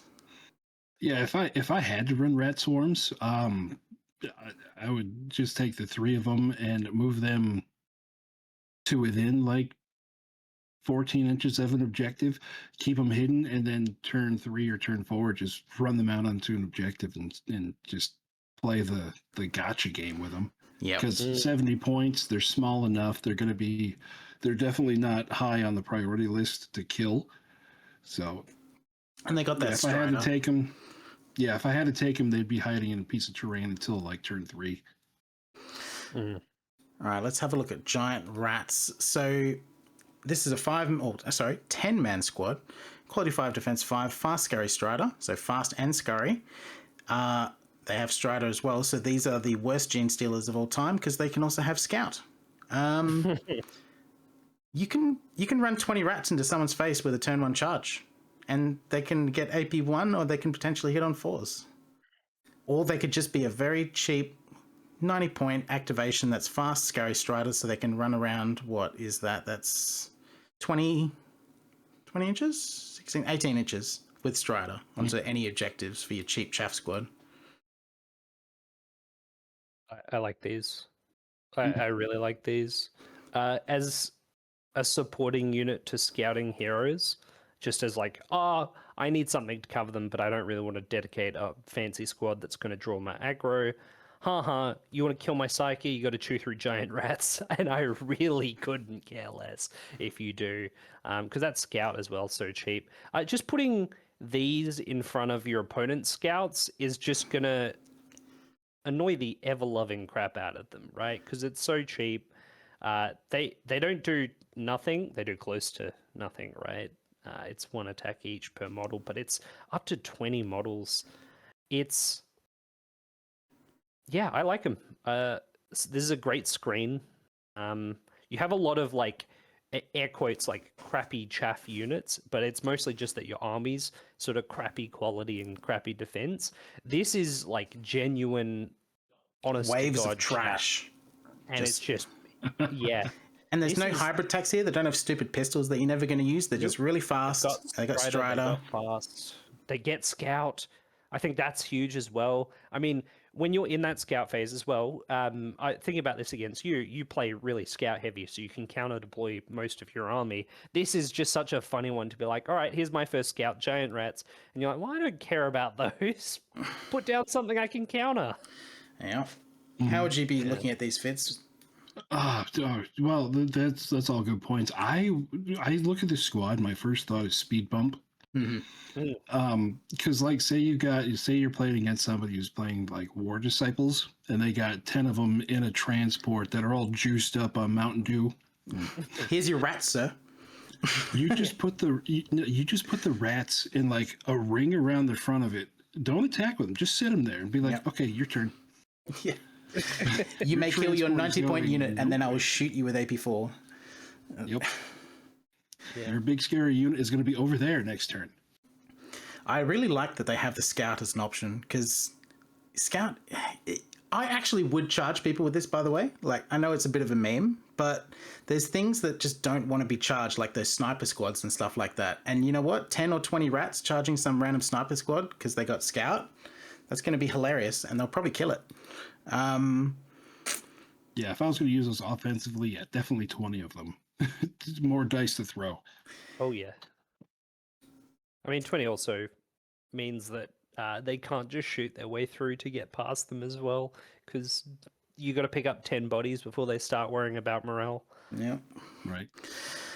All right, so let's have a look at some of the vehicles. We got the Giant Death Wheel. What a weird unit. So it's got fast, it's quality 4 defense 2, it's got fear, it's got heavy impact, so it's 8 impacts, AP 1. It's got its scurry, of course, tough 6, and you have the option of upgrading into shooting if you wanted to, and it's got a defense buff that lines up perfectly with it because this has an 18-inch charge range, and now it has a 18-inch -1 to defense. So these could be AP 2 impacts if it wanted to use it for itself. How have you found these, Fitz? Well, when I ran it, I didn't run the defense debuff just because I think I brought this on for I had 150 or 160 points left over, so I had to take it without that. But with the defense debuff, 8 AP2 hits that hit on a 2 is gonna cause some problems. It has no other melee attacks other than that, so if this thing gets charged before it activates, it's absolutely worthless. It's completely helpless, yeah. Yeah, it's completely helpless. But yeah, charging it in there with 8 attacks, hitting on a 2 with AP2, and then even if you don't completely kill what you're going after, it is then a 6 toughness defense 2 brick sitting in their face that they kind of have to deal with. Yep. So and it's got that fear 1, so it needs 2 wounds against it to make a force of morale too, against defense too. Yeah, this is definitely one of those first activation of the turn. Throw it at the enemy, let it get its impact, and then have them deal with a defense 2 thing right in their face. Mm-hmm. What would you be thinking, Kieran? Remember when I was talking earlier about cavalry somewhere and having like a 20-inch charge range and then just smacking against something late in the turn? I think this might be better at it for cheaper. Yeah, it's a different kind of role, but it's very tough, unlike the cavalry. Yeah, it's also it's a counter swing, right? It's that's why I like it. I think end of turn for this because that many hits, almost guaranteed with a 2-up at that sort of distance means this will, this can be used to go, okay, that unit that's stunned, it's off the board, forget about it. Or that unit that's low, it's definitely losing the combat. I'm shocking it, guaranteed. It's just, and it's so cheap for doing that. And the Def 2-up as well is just so nice. I mean, it hurts to, like, if you see a tough 6 Def 2 model, right, you got to dedicate anti-tank stuff to it to an extent to get rid of it. It hurts to put it into this because that impact, it feels like, oh, it's not that scary, but it kind of is. I would consider running 3 of these just all together and just repeatedly impact things into the ground and then just run over to the other part of the table because they've got 18-inch movement and keep impacting them. Just one after the other. Do you have to, if you do that, do you have to put like a motorway board set up with like a track around it? Welcome to the Thunderdome. Yeah. Right. Yeah, I actually really like this unit. I can see how it can fall apart though with its it gets countercharged or God forbid it gets charged first and then it might just die. But yeah. It's 155 points. Can't ask for too much. And this is unique. I don't see many of these around. Yeah, charge range it's big. It's a great charge range. An extra 2-inch over fast units so you can bully them. Yeah. Very cool. Or would you ever run shooting? Are you ever picking up these? No. Nope. No, don't do it. Get out of here. Yeah, just ram things. All right, so Mecha Ogre. So, quality 4 defense 2, fear 1, fearless, furious, at tough 6. Now it's a tough defense 2, unlike the other ogres, and tough 6. It comes base with 8 AP1 attacks, and you can give it crush 3 if you wanted to for 5 points. It's not going to do a huge amount, but it's something. And you can spawn explosion drones if you wanted to for a 5-point premium. Oh, that's. Oh, I hadn't even seen that when I looked at the list. Yeah, so this allows you to get around like, if you are literally running max unit activations, you can just get even more activations if you wanted to. That's like, I saw that, you said that, immediately, like, tension headache thinking about coming up against it. Yeah, it's Ugh. how would you run this, Fitz?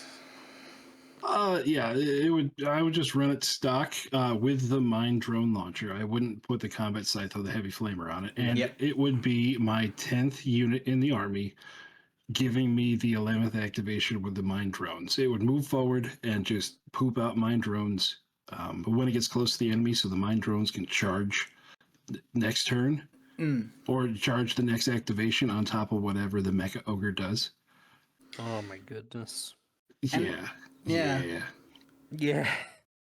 This is a good profile too, because it's got the defense 2, it's got the fear, and it's got okay attacks. You're not getting amazing attacks, but you know what? For the price, this is fine. I mean, you've got the full suite of melee special rules that you want on any melee charger. The only downside, you're right, is the weapon choices for melee, but they're fine. They're fine. I mean, 8 attacks AP1 is fine. And you've got all the rules to go with it. And oh god, the spawning the mine drones though is just giving me. Ugh. Yeah, this can get those.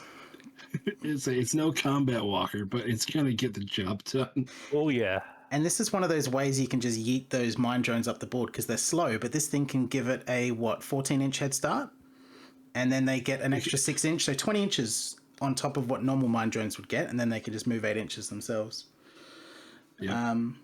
This is your distraction card effects. Yeah. This is your, if you don't kill this before I spawn the mines, I'm spawning the mines, and that's going to upset you even more. Yeah.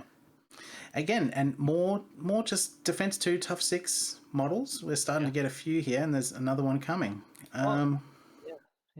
So we got the light Mecha Walker, quality 4, defense 2, fear 1, scary tough 6. It's got shooting attacks. It's got my favorite, 2 attack heavy flamers. No scout or anything. Right? No, it can't scout. It is semi-fast though. It's got its scurry. And it's got a defense debuff to make those heavy flamers a little more dangerous. And it's just another tough 6 defense 2 thing that you have to deal with if your enemy's spamming that. Ooh, how would you guys be looking at these? Too. It's got the plasma cannons as well. Yeah. Have you looked at these before, Fitz? How would you be running them? I have looked at this before, and honestly, this is like out of all the units in the army list, this is the one for me that's kind of like a miss, because there's other things in the army that do what this does just better. Like the twin burst, the plasma cannon would be the way to run it, but I would just take I would take another weapons expert team over top of this to get 3 shots with relentless. Yeah. Heavy flamers, you got enough blast other places, and you have enough like cheap single attack stuff to where by the time they get there with the twin heavy flamer, there's not really going to be that much left to shoot at. This is the first one in the book that I would say I wouldn't take this instead of this. I would take the combat one with the drones. Yeah. What about you, Karen? More or less the same, right? It doesn't have the scout that your guy has, which is what really makes that a good unit. So not having scout with the heavy flamers, I mean, having to walk up to get the shots and paying for that tough 6 2-up profile, like Fitz said, the Plasburst cannons are better placed on the heavy weapons team. I've never liked any like heavy machine guns really, unless you're like Battle Brothers. I could kind of see a use for them. Shred cannon's not exciting either. Yeah, it's just it doesn't do anything special in the list, and you've got so many good choices. Are you going to blow 170 points on this? It is a defense debuff thing, but unfortunately, the Great Death Wheel I think is just a more efficient version of that. It's also a more hilarious one. Rat wheels are hilarious. Yeah. So the tanks, combat tank. So tough 12, it's a combat tank, impact 6, fast, and we've got a base heavy plasma burst cannon for 2-shot burst cannon, a 2-shot plasma cannon, and then it's got heavy flamers as well.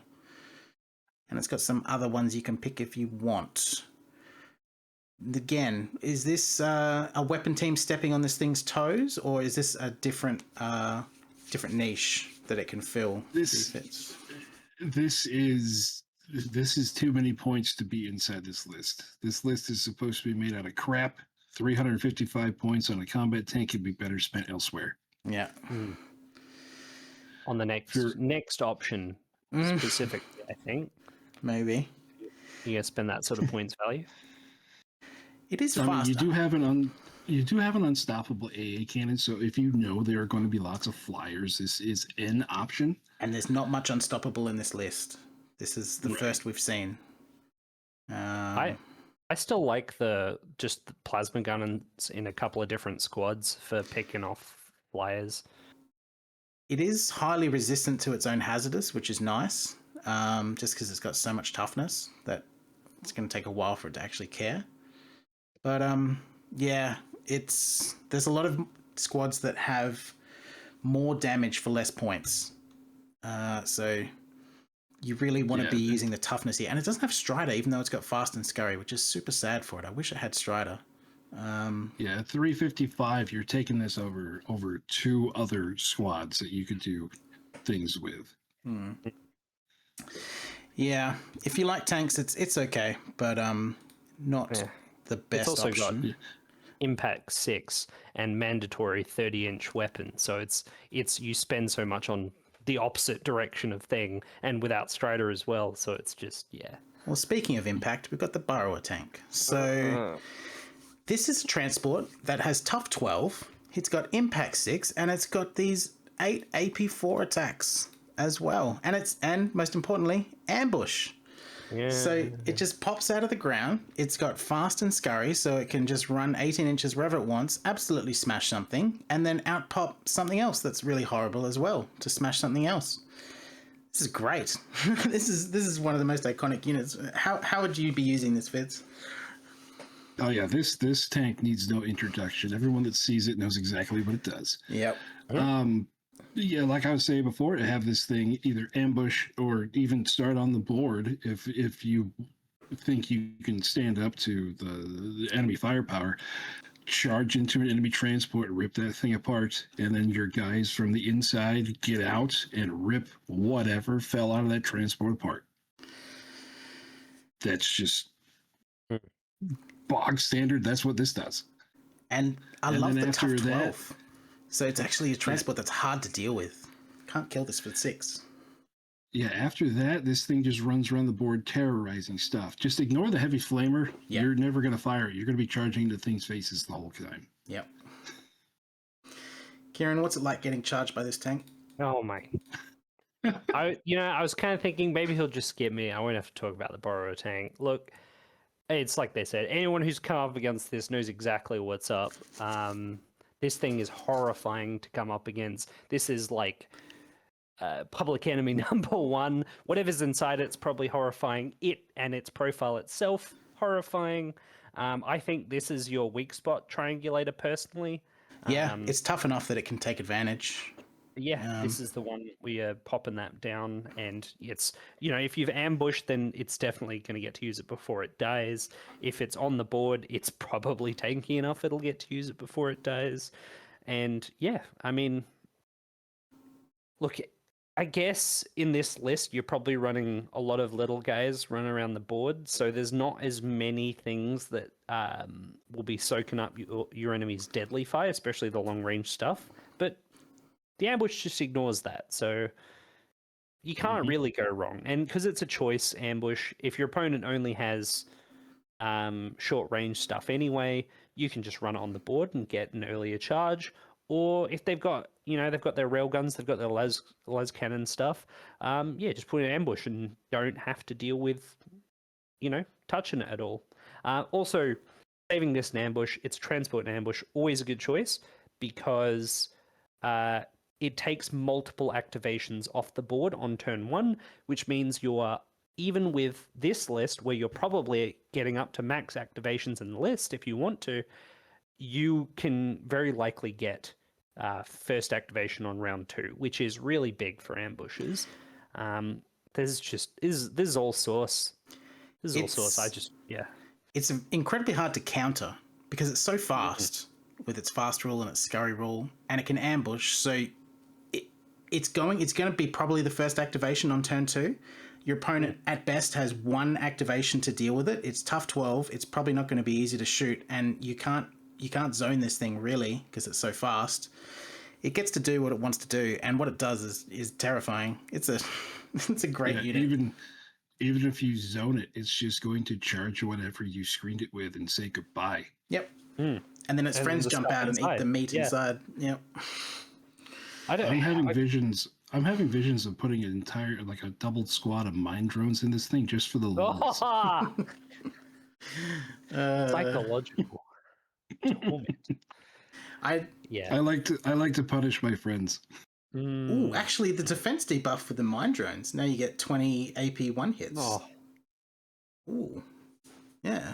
Oh, okay. It's so dumb that it can work. Oh, God. Interesting. There's nothing wrong with this. It's perfect. There's no notes. Yep. Nothing is wasted. And I genuinely, for most lists, I can't think of a good counter. Other than just making sure you're screened and it still chews through that. Yep. Just put something really nasty in this Transport 11. Remember, you can put a tough 6 hero, and that counts as one model. Good place for your rat, your ogre hero, right? Yep. And crush something. All right. Help put 6 of them in one of these. Here's half my activations. So great mecha beast. It's quality 4, defense 2, fear 2, fearless, scurry, tough 12, and he's got 16 AP 1 attacks and a heavy flamer base, 2 heavy flamers base. You can spawn drones on him if you want. You can add up to 5 flamers if you wanted. That's a lot of fire. Yeah, he's like a tank, but he's melee. How would you be running this guy, Fitz? I would definitely put mine drones in there and just run them. Just run into the enemy's face. Enemy. He's still got 10 attacks even with the drones. That's reasonable. Yeah. It's not going to be like an amazing thing, and because it has a twin heavy flamers attached, if someone has the audacity to charge into you first, you can then just on your activation point heavy flamers. You can move 8 inches and then point heavy flamers at something and say, okay, I'm still hitting on a 2. Yeah, because of the you wouldn't get the debuff from 2 combats in a turn. It's a good point. Being fatigued, and he's fearless. So he's pretty tough with his tough 12, and he's not that expensive. And you get the extra activation with the spawn drones. He's not a super choppy dude. So it is kind of expensive, even at 365. If you got a bunch of just chaff units and you want to add this guy in, it's like unit number 8 or 9. Yeah, sure. But this is points that could be spent on a Burrower Tank. Exactly. Yeah. And a Burrower Tank is better than this. But maybe you just really like sending mine drones up the field. Yeah, your friend who hates mine drones will hate this one neat trick. I mean, 5 flamers is also pretty funny. I don't know if it's good, but 5 flames for 435 is not a bad rate. Yeah, but I feel like at this point you're killing squads twice over, right? No, 5 plus 3.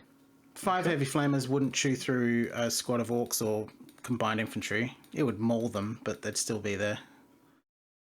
It would make them crap their pants, though. They're definitely getting shaken after that.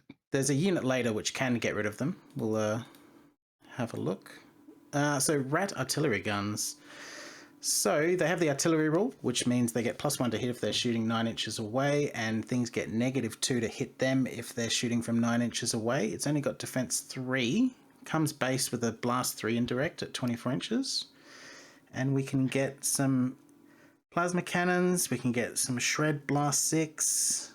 AA cannons if we need to counter some aircraft. I don't think ever take the defense debuff because I don't want things close to my dude and he can't move. Mm-hmm.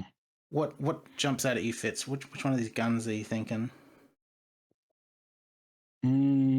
Honestly, I don't really ever do much artillery just because it's not in the play style that I have. My usual play style is just push everything towards the enemy and see what happens. Yeah. But I mean, it's a cheap way to get more Plas burst cannons on the board. Yep.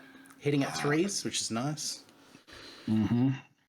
You got the toughness to be able to shrug off a few 1s. The more like the indirect fire is another thing that I would go into.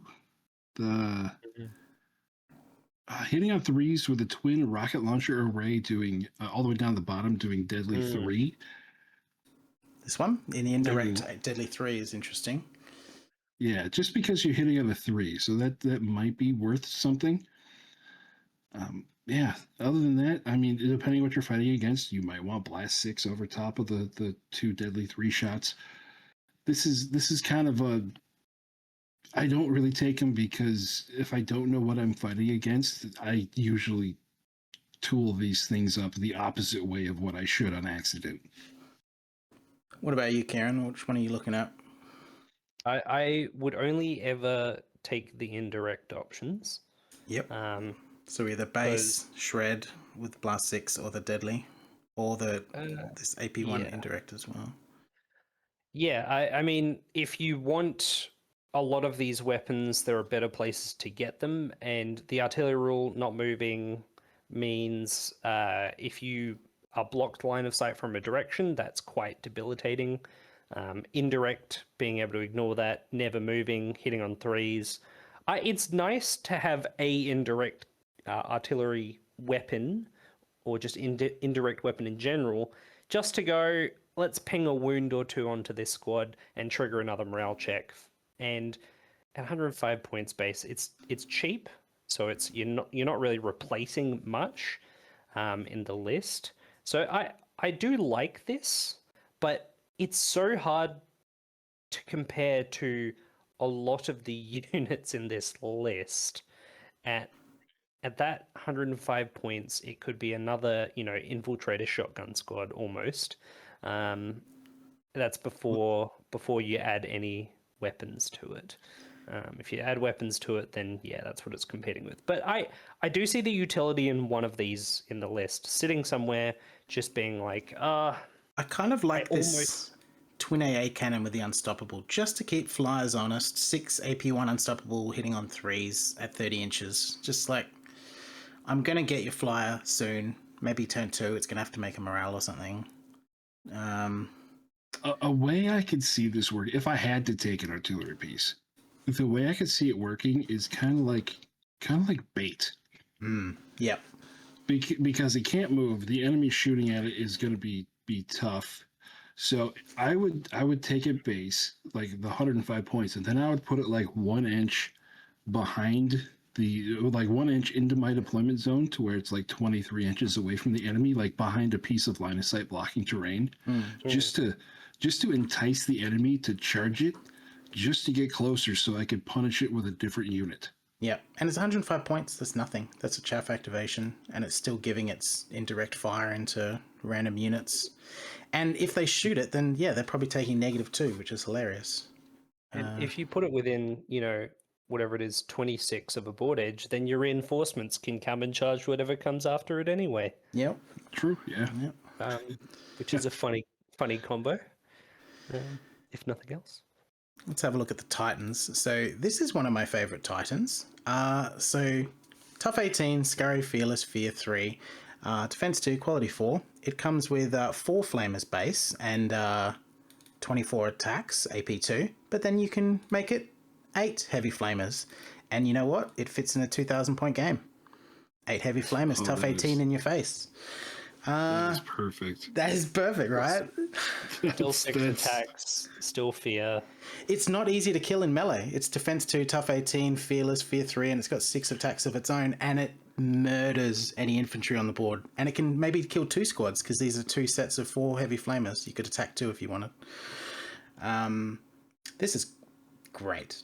I want to use this. Expect this, Kieran. This will be on the board, so prepare your hammerheads. Yeah. Dude, you kitted this thing out. I'm like, that should be illegal. Oh God. Yeah. I don't know if I'd bring any of these other things. You could bring some mine drones maybe, but then you'd have to be a 3K point game. Yeah, 690 is criminal. That is where this thing sits. That is perfect. And 8 heavy flamers. Yeah. Yeah. And the beautiful thing is they're 2 separate weapons, so you can split fire with this as it moves up the board. Exactly. Yeah. And that's 4 heavy flamers is enough. That will easily, morale check any 2 squads. As this thing walks up the board, singing "Tiptoe Through the Tulips" as it rains hellfire. Yeah. And your opponent's melee can't kill it. Your opponent's range can't kill it. It's just, I think as well, we've seen in our meta, tough 18, def 2 up, fearless or fear, or a mix of both. Pretty much outside of its weapon and whatever it does on its day-to-day basis, it's just such a hard profile to kill that this unit's around for the whole game unless your opponent's really spec'd for it. And because of that, the fact that it can also achieve that weapon output is just phenomenal. I like what you mentioned before, Fitz, where you said you put this forward and then your enemy, say, charges it, trying to get rid of it. It doesn't break because it's got Fear 3 and Fearless. It might even win. And then it says, oh, yeah, I'm fatigued. Here's your consolation prize, 8 flamers. Yep. Hitting on 2. Thanks for playing. Yeah, I don't know if I'd run any of these other weapons because that's just such a fun way to use this unit. But this guy's pretty cool. Surely the heavy claw spawn mine drones, and then also the mine drone launcher, so you can spawn 2 squads of 5. Yo, you can spawn 2 in 1 round? Yeah, you're... Okay. No, these wouldn't... Would these stack? Yeah, they would stack. As I understand it, rules with the same name only spawn if it's keyword brackets number. Yeah, but this got an X, which means this is spawn mine drones 10. That's true, I guess. But then would it spawn, 1 of 10 instead of 2 of 5? Yeah. I think that's how I'd read it. Yeah. Yeah. That's cool. This does outprice it for that. For 2,000 points. 2,000 points, but... Yeah, the quad flamer cannon, there's no reason to not do that. Just 9 extra AP2 attacks, spawning mine drones, and then it's still got 4 heavy flamers. So it's still got that retaliation. You can't get the mine drone launcher and keep it under 700, sadly. I think you just ruin your friend's 2,000 point game with this unit. The fact that it sneaks in under is really horrifying. I normally don't even look at the Titan section of the lists because I play nothing but 2,000 points. So just that being able to be under 700 I apologize to your next glorious. opponent. Yeah. So we got the Mecha Walker Titan. He's got Tough 24, Fear 4. He's got base 2 flamers and then a heavy rocket array for 3 deadly 6 attacks. He's got 8 stomps and he's got lots of weapons he can upgrade. So he can get a 6 attack blast 3 hazardous. So he can get 6 plasma cannons. It's not an efficient way to take plasma cannons, especially against the weapon teams, but he can get a blast 6 heavy flamer, 3 attacks. I think the other one's a little bit better for this regard. I think the other one is just cooler for less points, but how choppy is he? He's not that choppy. He's actually kind of shooty. Mm-hmm. Interesting. Anything jumping out to you guys with him? No, all of his weapons seems like they would overkill. stuff. Yeah. Like the AP4 blast, you're going to be killing stuff with. You're going to hit too many for that. You're going to kill half the squad with half your shots. The flamer cannon, if it was 6 shots at blast 3, it would be so much better. But where it's blast 6, you're going to see against like tough 3-man squads, you're going to be losing half of your firepower. It's one is just I guess when you're in that 3k point range and you're starting to verse like heavily mechanized lists, the sort of lists where maybe tough 18 is as tough as tough 12 in a lower point list. The Deadly 6 3 shots, when comboed with your sources of neg 1 to enemy defense rolls, starts to get into that range of, yeah, you can make your opponent pick up a Titan Mecha Beast in a single turn of firepower. And then still have some heavy flamers to shoot off at something else if you want. Like, in that level of play beyond 2k, this does have a purpose beyond just what the Mecha Beast can do, but that is the only sort of possible niche I can see for it. And I mean, at that point too, you could just have even more Burrower tanks with scary shit in them. Yeah. I think my option would be for the Burrower tank and whatever's inside of it would probably come in about 775. I would take that over this. Might even be cheaper. Yeah. Not as good as its cheaper brother, but you know what? To have a Titan that's usable in 2k points, bravo, rats. So, how are we feeling overall about that one thing going for them? You know? Yeah. How are you feeling overall about Ratmen clans, Fitz? How would you be running them? Any advice for people who want to win their games with rats? I absolutely love everything about this list. The people people complain that there was no flavor in OPR. Oh my God, there's so much here. There's so much ridiculous here. Fill up on the hazardous shots. So what if some of your rats die? More enemies are going to die than your rats. Throw crap into the enemy's face. Have it respawn and come in behind them. Make everyone's brain hurt when you play them with rats. Just threat overload pretty them. much threat overload them and make them afraid to even attack you in close combat. Yeah, there's so much flavor in this list now. It feels so Skaveney. You're killing your own troops. All your stuff is so dangerous and so cheap, and it comes back. Yeah, this is going to feel really fun to play. And I will say it is strong. There's some strong stuff in here, but it's not reliable. You're not going to win 100% of your games because sometimes things are just going to fall apart with this. Not really much ways to mitigate morale and doing damage to yourself on one. Sometimes you're just going to roll lots of those. But there's enough stuff in here. Most of the units we've looked at is just like, wow, this is really good. Wow, this is scary. Wow, we have to deal with this before it does its thing. And then there's some great chaff activations as well. I think, yeah, this is a great list. There's a lot of power in the list, but also the fun factor of this list, doing all the wacky crap with it. Yep. Kieran, what do you think?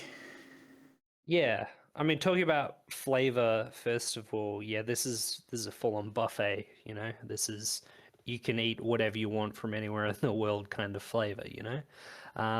It's so fun, it's so thematic. The fact that it can be tooled in a couple of different ways as well. You could go really hard on the ambush. You could go really hard on just focusing on getting as many bodies on the board as possible. You do fall a little bit behind on tanks, but I mean, not really when you factor in that cheap Titan and your ambushing tank. But and they can spam some of these tough 6 ones as well, which is also a nice little thing they can do. Yeah, that's true. So you could go quite heavy on the mecha and build a mecha list. You could stick to, honestly, I think the best part of the list is the assorted infantry spam is just some horrifying stuff. But looking at this list from the perspective of someone who will probably have to come up against them a few times, my thoughts going through it is one of the things I would bring, and is another reason why I think they're good this edition, is a lot of unstoppable weapons. Now, a lot of the tankiness, especially in your inventory here, comes from volume of guys, so bodies, at which point unstoppable usually is AP1, AP2, so you'll be ignoring the armor. And then a lot of it is stealth or negative chances to be hit in your little guys, or just not being able to be hit. So I think unstoppable is going to be quite a strong rule against this list. I mean, unless they build fully mechanized, at which point, it's kind of a skew list anyway, right?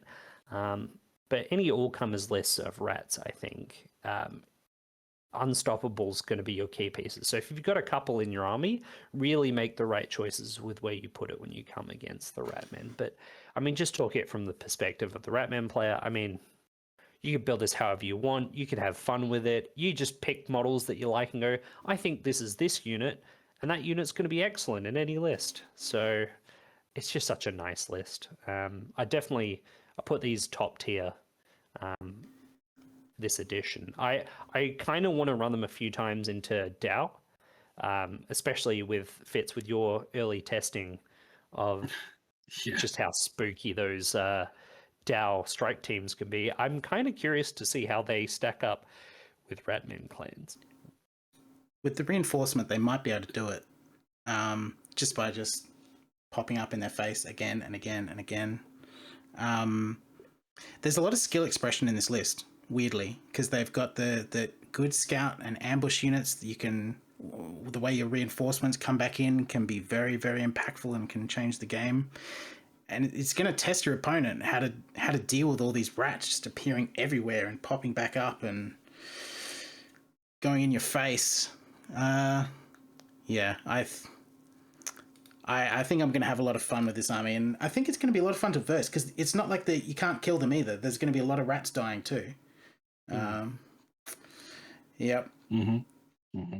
Yeah, there's going to be there's a whole lot of fun to be had in this list. A whole lot of different ways for you to remove the enemy off the board, or even just bully them off of objectives. So this is definitely on the higher tier of armies in 3.5. What a change from last time. Thanks, Tano. Yeah. All right, that'll do us for this time. Thanks again, Fitz. It was great to hear your insight. Yeah, great to have you. It was fun. It was fun. Anytime. We'll see you next time.